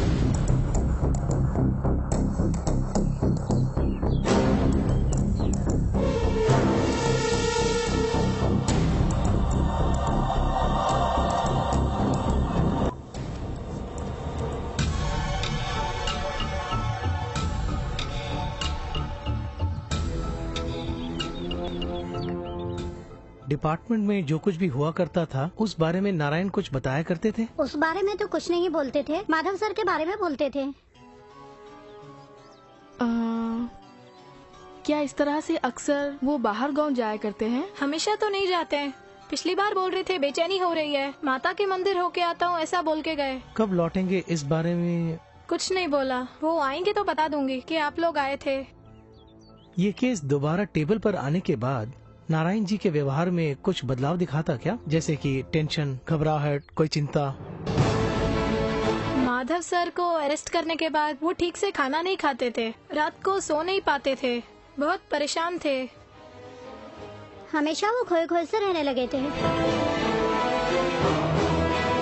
श्री गोपाल दास के विरोध में जितने भी सबूत दिए गए थे वह काफी नहीं, इसलिए इस अर्जी को खारिज करते हुए श्री गोपाल दास चुनाव लड़ सकते हैं। यह अदालत ऐसा फैसला सुनाती है। हमारे नेता श्री गोपाल दास जिंदाबाद। हमारे नेता श्री गोपाल दास जिंदाबाद जिंदाबाद। हमारे नेता श्री गोपाल दास जिंदाबाद जिंदाबाद। हमारे नेता श्री गोपाल दास जिंदाबाद। हमारे नेता श्री गोपाल दास जिंदाबाद जिंदाबाद। हमारे नेता श्री। अबे चल, मुझे देखकर भाग रहा था। देखिए सर, यह रहा गहनों का चोर। अरे तेरी तो ऐसी की तैसी, मुझे मालूम है तूने ही चोरी की है। चुप। अबे बोलता है राकेश, राकेश सर खूब खिला पिला के इसकी खबर लो। Okay sir. चल बे चल, आज मैं तेरी चमड़ी उधेड़ दूंगा। चल अंदर।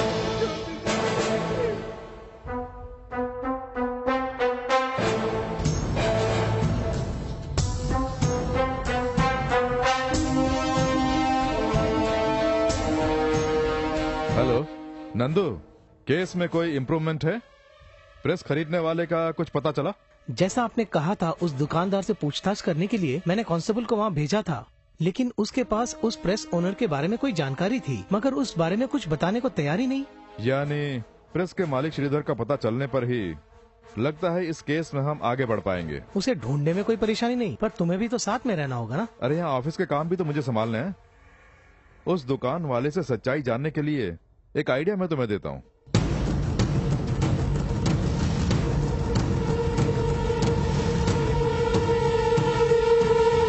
Super idea. ओके, मैं संभालूंगा। सर कम से कम ये केस खत्म होने के बाद इस बार मुझे प्रमोशन मिलेगा ना? इस वक्त हम लोग दादा पोते की तरह हैं।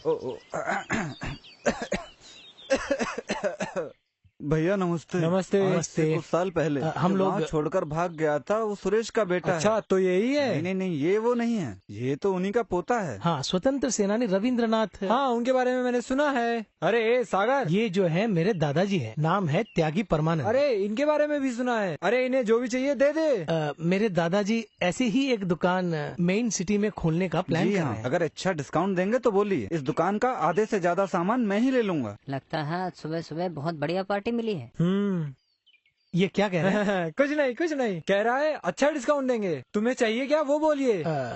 ऑर्डर देने से पहले हम लोग जरा सोच विचार करना चाहते हैं। सही कहा ना? कोई खास नहीं, मेरे परदादा जी की जो संपत्ति है उसकी कीमत करोड़ों में है, और ये और इनके बड़े भाई उस संपत्ति के वारिस हैं, है ना? मेरे बड़े भाई जब यहाँ से चले गए तब से 25 साल हो गए। अगर वो नहीं आए तो सब बेकार हो जाएगा। हमने सुना है वो आजकल इसी शहर में रह रहे हैं। उनका नाम क्या है? श्रीधर। एक जमाने में उनकी प्रेस हुआ करती थी, वो अपनी प्रेस किसी को बेचकर पता नहीं कहाँ चले गए। किसी और को नहीं, मुझे ही बेच के गए हैं। बोलिए ना, मेरे भैया अभी कहाँ हैं? 2 दिन पहले ही पुलिस वाले उनके बारे में पूछने के लिए आए थे। मैंने बताने से मना कर दिया। हम लोग तो पुलिस वाले नहीं है, बस उनसे मिलना। रहने दो, अगर इन्हें विश्वास नहीं तो छोड़िए। नहीं, ऐसी बात नहीं है, तुम पर विश्वास है। इनका भाई श्रीधर वासुकी मिल के पास एक घर में रह रहे हैं। हाँ, चल हाथ हटा। इंक्वायरी के लिए जब भी हम बुलाए तुम्हें आना होगा। वो भी कहाँ? Police station. जब उस दिन मैंने आकर पूछा तो तुमने कुछ भी बताने से मना कर दिया। अब कैसा लगा? हम दोनों अगर किसी केस में उतर जाते हैं तो फाइनल कर डालते हैं।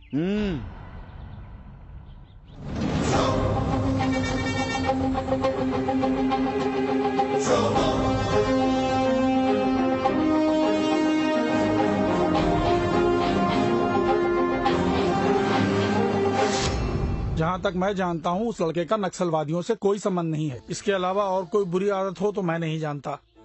गांव के लोगों की वो बहुत मदद करता था, इसलिए सब लोग उसे बहुत प्यार करते थे। उसके रिश्तेदार वगैरह? माँ साथ में थी, ये जानता हूँ। जिस गोपी का खून हुआ है उसके बारे में तुम कुछ और जानते हो? इस केस से इसका कोई संबंध होगा या नहीं मैं नहीं जानता। उससे मिलने के लिए अक्सर एक लड़की आया करती थी। उसका नाम क्या है? उस लड़की का नाम था विनोदनी। वो दिखने में किसी बड़े घर की लगती थी। वो दोनों प्यार करते थे? वो दोनों बहुत अच्छे दोस्त थे।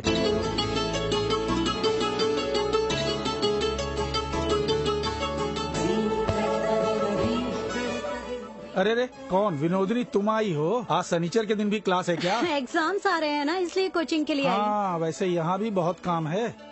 चुनाव आ रहे हैं ना, इसलिए नोटिस पोस्टर सब छापने हैं। गोपी नहीं दिख रहा है, आज नहीं आया? आया है ना, चाय लेने के लिए गया है, बस अभी आता ही होगा। हाँ, आ गया। तुझसे मिलने के लिए आई है, 3 ग्लास बना ले। हाँ, एक बात जानती हो, आने वाले महोत्सव में गाना गाने के लिए गोपी ने अपना नाम दिया है।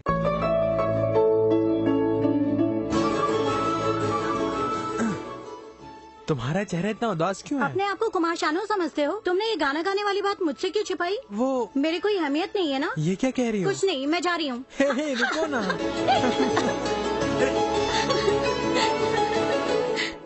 इतना अच्छा लड़का पुलिस के चक्कर में कैसे फंस गया? यही बात तो मेरी समझ में नहीं आई, क्योंकि एक दिन करीब आधी रात का समय था। उस वक्त हम सब सो रहे थे। वो यहीं पे होंगे, अच्छी तरह चेक करो।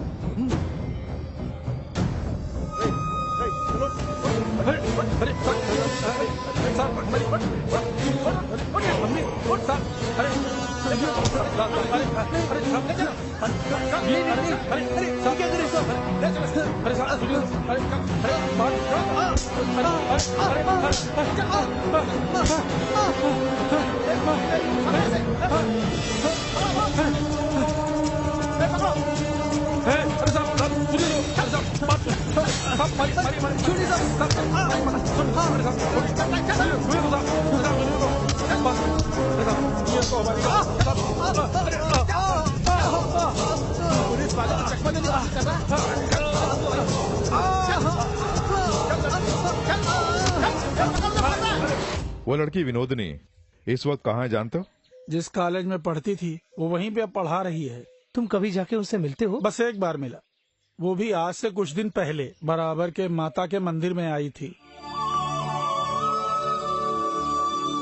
श्रीधर जी,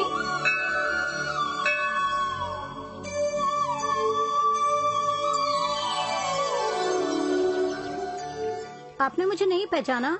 ठीक से कुछ। मैं हूँ विनोदिनी, आपकी प्रेस में जो काम करता था गोपी।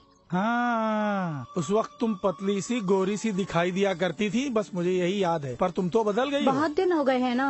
हाँ, वैसे यहाँ कैसे आना हुआ? मैं अक्सर इस मंदिर में आया करती हूँ।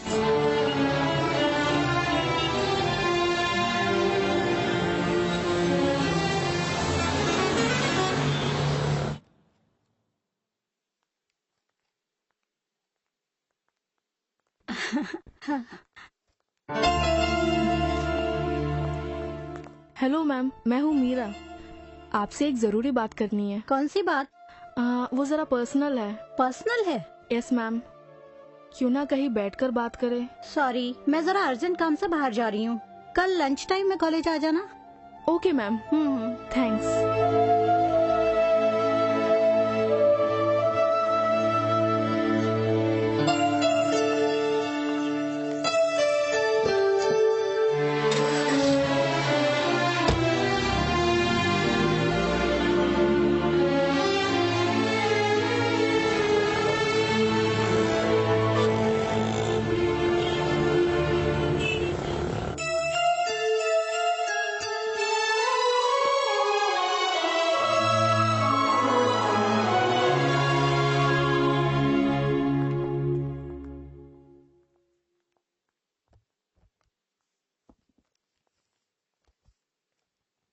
आपसे मैं एक बात पूछ सकती हूँ?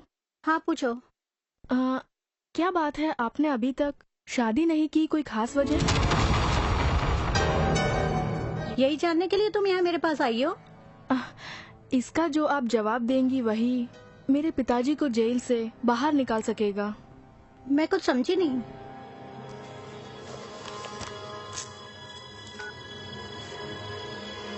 इस फोटो में जो लड़का है उसे जानती हैं?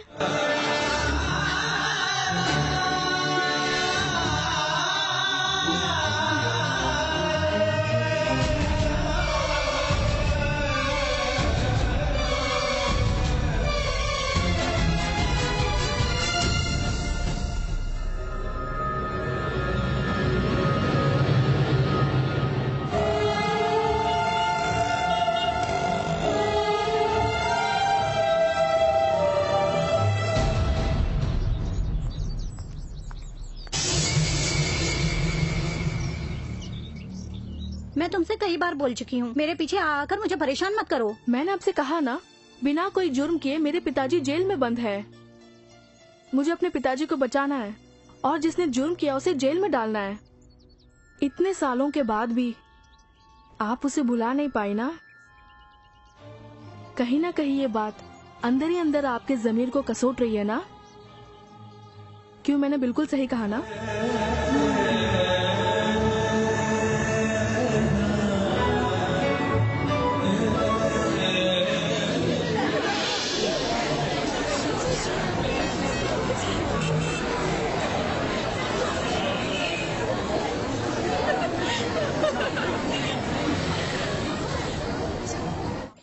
कल कहाँ चले गए थे? बस स्टैंड पर मैं तुम्हारा इंतजार कर रही थी। मैं माँ को हॉस्पिटल लेके गया था। हॉस्पिटल क्यों? उन्हें क्या हुआ? बहुत तेज बुखार था, इसलिए डॉक्टर ने उन्हें एडमिट कर दिया। अगर कोई जरूरत हो तो बेझिझक मुझे बोल देना। ओह, तुम तो बहुत बड़े खुददार हो ना। नहीं, ऐसी कोई बात नहीं है। हॉस्पिटल का खर्चा भैया ने उठा लिया और भैया हमारे बारे में भी जान गए हैं। हाँ, 2 दिन पहले भैया ने मुझसे एक सवाल पूछा था कि तुम दोनों प्यार करते हो या सिर्फ दोस्त हो? तो तुमने क्या कहा? मैंने उनसे कह दिया कि हम दोस्त हैं। हे, तुम इसमें उदास क्यों हो रही हो? मैंने तो मजाक किया, वी आर लवर्स।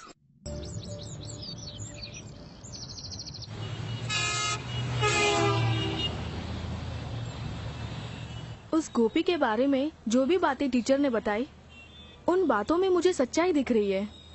तो इसका मतलब क्या बाबूजी झूठ बोल रहे हैं? नक्सलवादियों से गोपी का कोई संबंध है, ऐसा बाबूजी को शक था। इसका जरूर कोई न कोई कारण होगा। लेकिन उससे गोपी का कोई संबंध नहीं है, ऐसा श्रीधर जी ने बोला है ना। गोपी के कैरेक्टर के बारे में जब तक पूरा नहीं जानेंगे हम आगे नहीं बढ़ पाएंगे। इस केस में जो मिस हो रहा है वो एक और कैरेक्टर है, उसे ट्रेस करना होगा। वो कौन है? कांस्टेबल नारायण।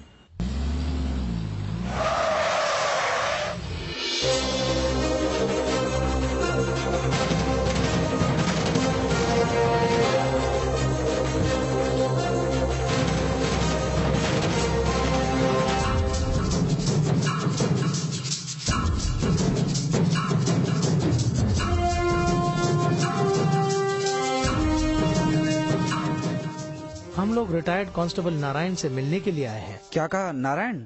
ऐसे नाम का कोई भी आदमी यहाँ नहीं है। हमें इस क्लब की तलाशी लेनी है। वारंट है? नहीं हो तो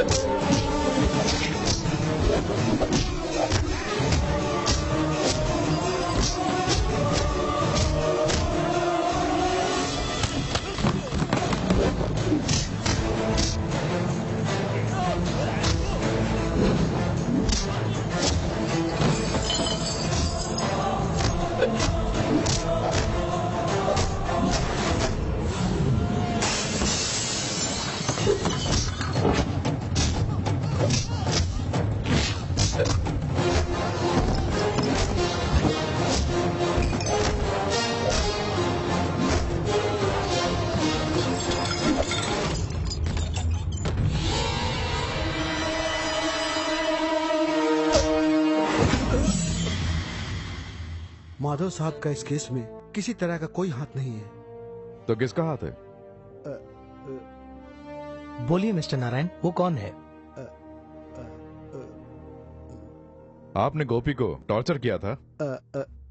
दरअसल मैंने उसे 2 चांटे लगाए थे बस, क्योंकि साहब ने बोला था, इसलिए मैंने उसे बिल्कुल नहीं मारा सर। 2 चाट कस के दूंगा तो सच्चाई बोल देगा। उसे मारना नहीं, आराम से पूछो, नहीं तो कुछ हो गया तो जवाब मुझे देना पड़ेगा।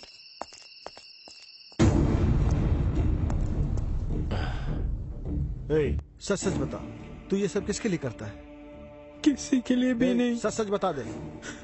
मैं सच ही तो बोल रहा हूँ। अच्छा होगा बोल दे, तू ये सब किसके लिए करता है? नहीं जानता। बार बार एक ही जवाब मत दे, सच सच बता दे। अब बोलता या नहीं? बता दे, जल्दी बता। नहीं जानता। बताता या नहीं? तो फिर उसकी मौत कैसे हुई? सच कह रहा हूँ, उसकी मौत कैसे हुई नहीं जानता। थोड़ी देर के लिए मैं बाहर गया था और जब वापस आया, इसका कारण जब मैंने सुना कि माधव सर अपने ऊपर लेने वाले हैं तो मैं बुरी तरह से घबरा गया। इसका जब मंत्री जी को पता चला तो उन्होंने माधव सर को गेस्ट हाउस में बुलाया।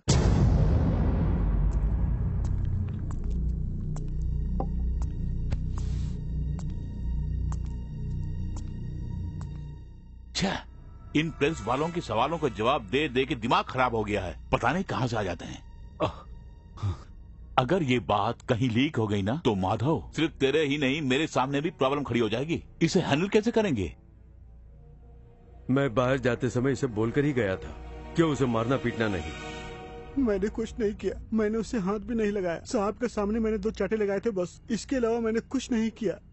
तो फिर मेरे मारने के कारण ही वो मरा है? माधव, किसकी वजह से वो मरा है ये जरूरी नहीं, वो मर चुका है। इस समस्या से अब हमें बाहर निकलना है। उस थाने की पूरी जिम्मेदारी मुझ पर थी, इसलिए ये आरोप मैं अपने ऊपर ले लूंगा। ऐसा मत बोलिए सर, जब मैं ड्यूटी पे था तब ये हुआ है, इसलिए मैं ही। तुम चुप रहो, बलिदान देना चाहता है। माधव, उसके आगे पीछे कोई नहीं था, एक अनाथ था। शक के आधार पर तुम उसे कस्टडी में लेकर आए, उसने कुछ नहीं किया ये जानकर छोड़ दिया। उसके बाद वो कहाँ गया पता नहीं। तुम्हें बस इतना ही कहना है।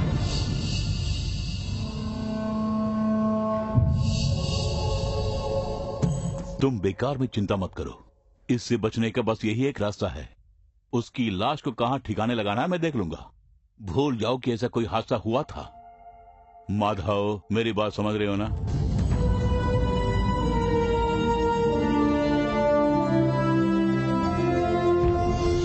किसी ने आपको धमकी दी थी या आप किसी और बात से डर रहे हैं? इस क्लब में अंडरग्राउंड होने का मतलब क्या है? आपने अगर सच्चाई नहीं बताई तो मेरे पूछने का अंदाज बदल जाएगा। विपक्ष के भूतपूर्व नेता विशंबर और उनके लोगों ने मुझे यहाँ छुपा के रखा है।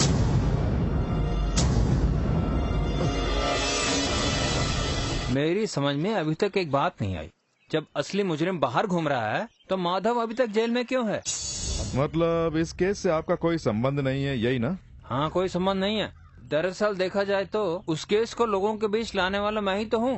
अगर आपका कोई संबंध नहीं है तो कांस्टेबल नारायण को आपने अंडरग्राउंड होने के लिए क्यों कहा? जरा 1 मिनट अंदर आना, कुछ बात बतानी है।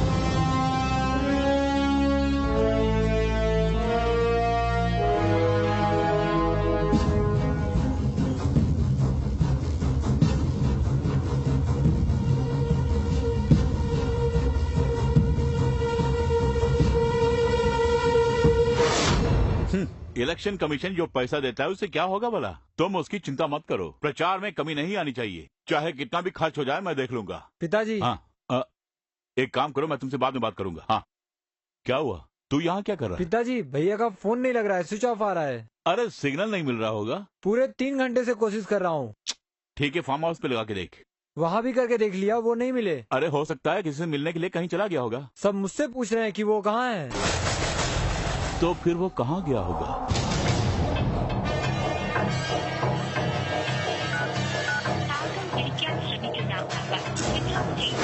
जब घर में इतनी समस्याएं हैं तो ये बिना बोले क्यों चले जाते हैं? मैं जानती हूँ ये कोयम्बतूर ही गए होंगे। मेरे ख्याल से अभी की सिचुएशन को देखते हुए नरसिम्हा कोयम्बतूर नहीं जाएगा। बाबूजी के केस का इन्वेस्टिगेशन करने के लिए कहीं न कहीं गया होगा। पिताजी का केस उनके लिए जरूरी नहीं, उनके लिए हमेशा कोयम्बतूर और वहाँ के लोग ही जरूरी रहते हैं। मीरा, बेकार का सोचकर अपना दिमाग खराब मत कर। देखना पिताजी का इस खून से कोई संबंध नहीं होगा, तू हिम्मत रखना। बाबूजी को जेल से बाहर निकालने का सबूत मिल गया। अब यहाँ पर जो ऑपरेशन होगा वो ऑपरेशन 2 राज्यों की पुलिस साथ में मिलकर करेगी और उसके लिए मैं हमेशा नरसिम्हा के साथ रहूंगा।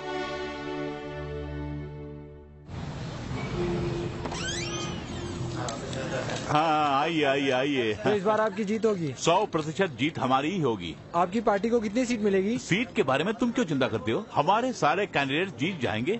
और सुनो, एक जरूरी मीटिंग के लिए गेस्ट हाउस जा रहा हूँ मैं, वहाँ मिलेंगे। हाँ, नमस्कार। नमस्ते।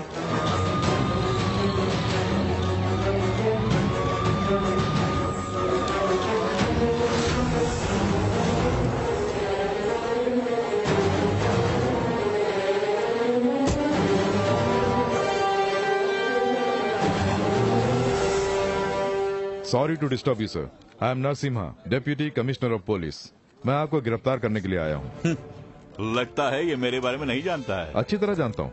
एक चौल में रहने वाला Gopal Das, VVIP, ex minister, चाहे जो भी हो, कानून के सामने सब एक समान है। मुझे कानून सिखाने की जरूरत नहीं। ये केरल राज्य है। तमिलनाडु की पुलिस यहाँ क्यों आई है? केरला हो या तमिलनाडु, पूरे देश में कानून एक ही है। हाँ, लेकिन मैंने ऐसा कौन सा गुनाह किया है? कहीं ऊटी की जमीन का केस तो नहीं है? अरे नहीं। सॉरी मिस्टर, इनका गुनाह कोई मामूली नहीं है। बहुत बड़ा गुनाह इन्होंने किया है, मेजर क्राइम। तुम हमारे पिताजी की ताकत को नहीं जानते हो। हमारे नेता को गिरफ्तार नहीं कर सकते। शांत हो जाओ, शांत। अरे मैंने कौन सा क्राइम किया है? Section 424-21। Printing and selling fake lottery tickets and cheating the public. Your warrant. क्या वारंट लेके आए? हाँ, तो क्या कर लो? पुलिस का अन्याय नहीं चलेगा। पुलिस का अन्याय नहीं चलेगा। तुम लोग चिंता मत करो, ये मेरा कुछ नहीं कर पाएगा। मैं जल्दी बाहर आ जाऊंगा।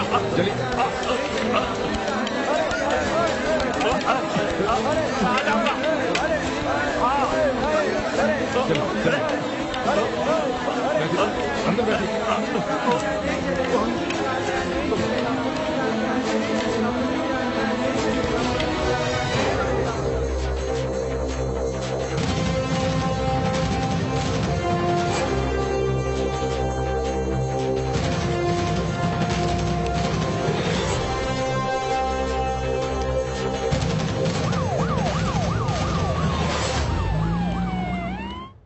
मतलब आप खुद अपने मुंह से कुछ नहीं बोलोगे, है ना? करेक्ट। आपने अपनी जिंदगी के बारे में कहा है कि वो एक खुली किताब की तरह है, लेकिन मैं जानना चाहता हूँ उसी के अनखुले पन्नों का रहस्य। ऐसी कोई भी किताब मेरे पास नहीं है। तुम्हें बताने के लिए मेरा अपना बिजनेस है जो बिल्कुल सही है।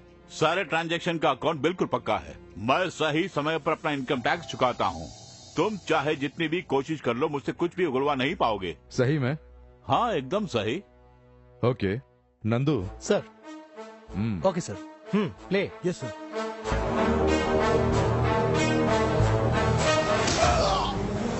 तुम्हें यहाँ से छुड़ाने के लिए कोई भी बड़े से बड़ा मंत्री यहाँ आने की जरूरत नहीं करेगा, इसलिए बेहतर होगा सारी सच्चाई बता दो। जल्दी बोल। राकेश सर, इसे उल्टा लटका के पूछो, तभी सच बताएगा। तेरी तो अब बता, सच क्या है बता। अब बताता हूँ मैं सब बताता हूँ। यहाँ का जो लॉटरी किंग है, जिन लॉटरियों की केरला में बिक्री होती है, उसकी डुप्लीकेट बनाकर उन्हें केरला में बेचने की जिम्मेदारी मुझे सौंपी।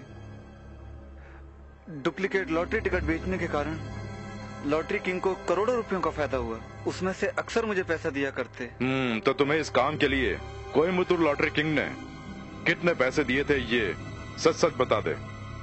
4 करोड़ रुपए।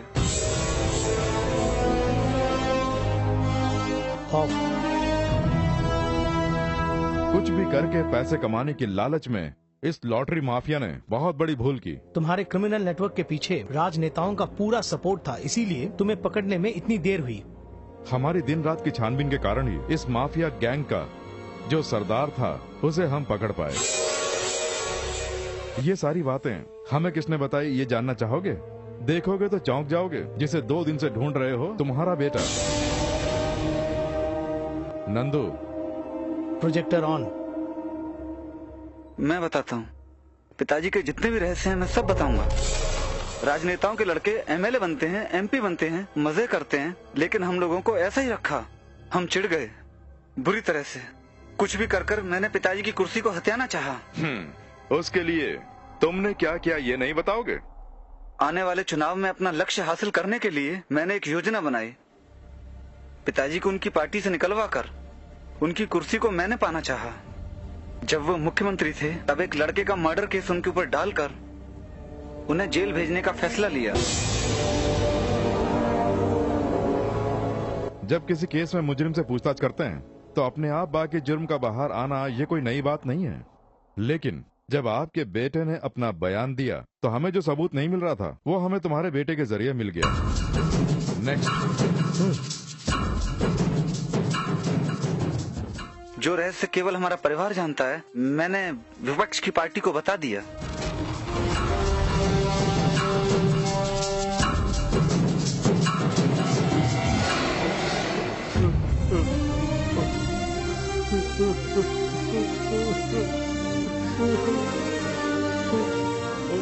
जुर्म हकीकत में किसने किया ये हम जान गए। कहाँ, कैसे और कब किया बताओ।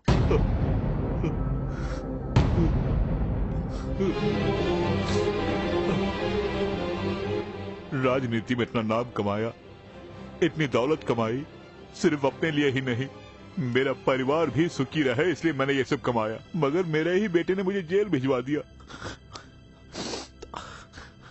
हर एक चुनाव में मेरा एक दोस्त मेरा साथ देता था।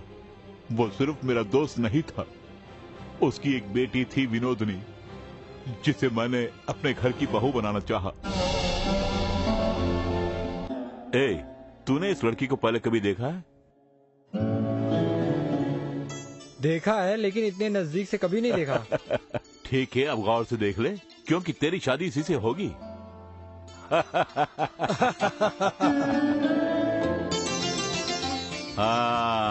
साहब एक छोटा सा निवेदन है। ओ, ये रखो। शादी कब की रखी है? अरे बहुत जल्द। हम लोग तो यहाँ औपचारिकता निभा रहे थे। शादी का फैसला तो हम लोगों ने पहले ही ले लिया था।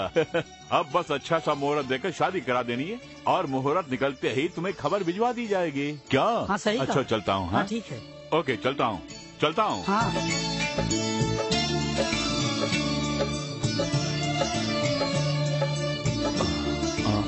क्या कहा उसने? वो मान गया है। हाँ, तब सोचना क्या है, शहनाई बजवा देते हैं। इस शादी के जरिए मैंने सोचा था कि मेरा स्टेटस और बढ़ जाएगा, लेकिन उस लड़की ने मेरा सपना तोड़ दिया। तुम्हारे पिताजी और मेरी जो दोस्ती है वो आजकल की दोस्ती नहीं है। बचपन में ही हमने तुम दोनों की शादी का फैसला ले लिया था।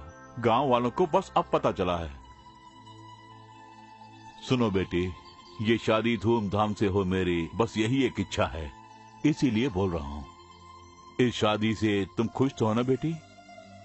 बोलो बेटी, जो भी बात है बोल दो। गोपी नाम का कोई लड़का है, वो वहीं किसी प्रेस में काम करता है।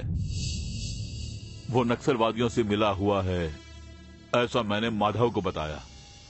कांस्टेबल रामू की सहायता से मैंने उनके बीच में कुछ रुकावटें डलवाई और जिस रात ये हादसा हुआ, यानी माधव जब अपने घर चला गया, कांस्टेबल नारायण को थाने से बाहर भिजवाने के लिए मैंने एक फोन करवाया। हेलो, जी हाँ। क्या? जंक्शन में पोस्ट ऑफिस के पास? हाँ ठीक है। ए रामू सर, मैं पोस्ट ऑफिस तक जा रहा हूँ, वहाँ कुछ गड़बड़ हुई है। मेरे लौटने तक जरा होशियारी से रहना। ठीक है सर।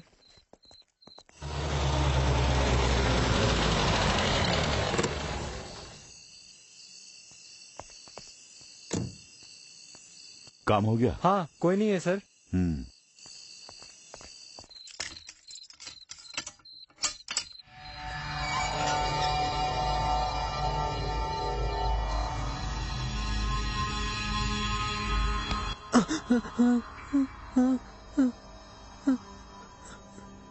मैं कौन हूँ क्या तू जानता है? हाँ, अखबार में आपको देखा है। मैं आया हूँ तुम्हें मारने पीटने के लिए नहीं, बल्कि तुम्हें बचाने के लिए। क्या तुम विनोदनी को जानते हो? जानता हूँ। तुम दोनों आपस में प्यार करते हो? अरे कोई बात नहीं, बताओ, डरने की जरूरत नहीं। जी हाँ। प्यार करना तो गलत नहीं है, मगर उस विनोदनी के बाप ने अपनी हैसियत के मुताबिक विनोदनी की शादी फिक्स की हुई है और उस शादी में रुकावट बन रहे हो तुम।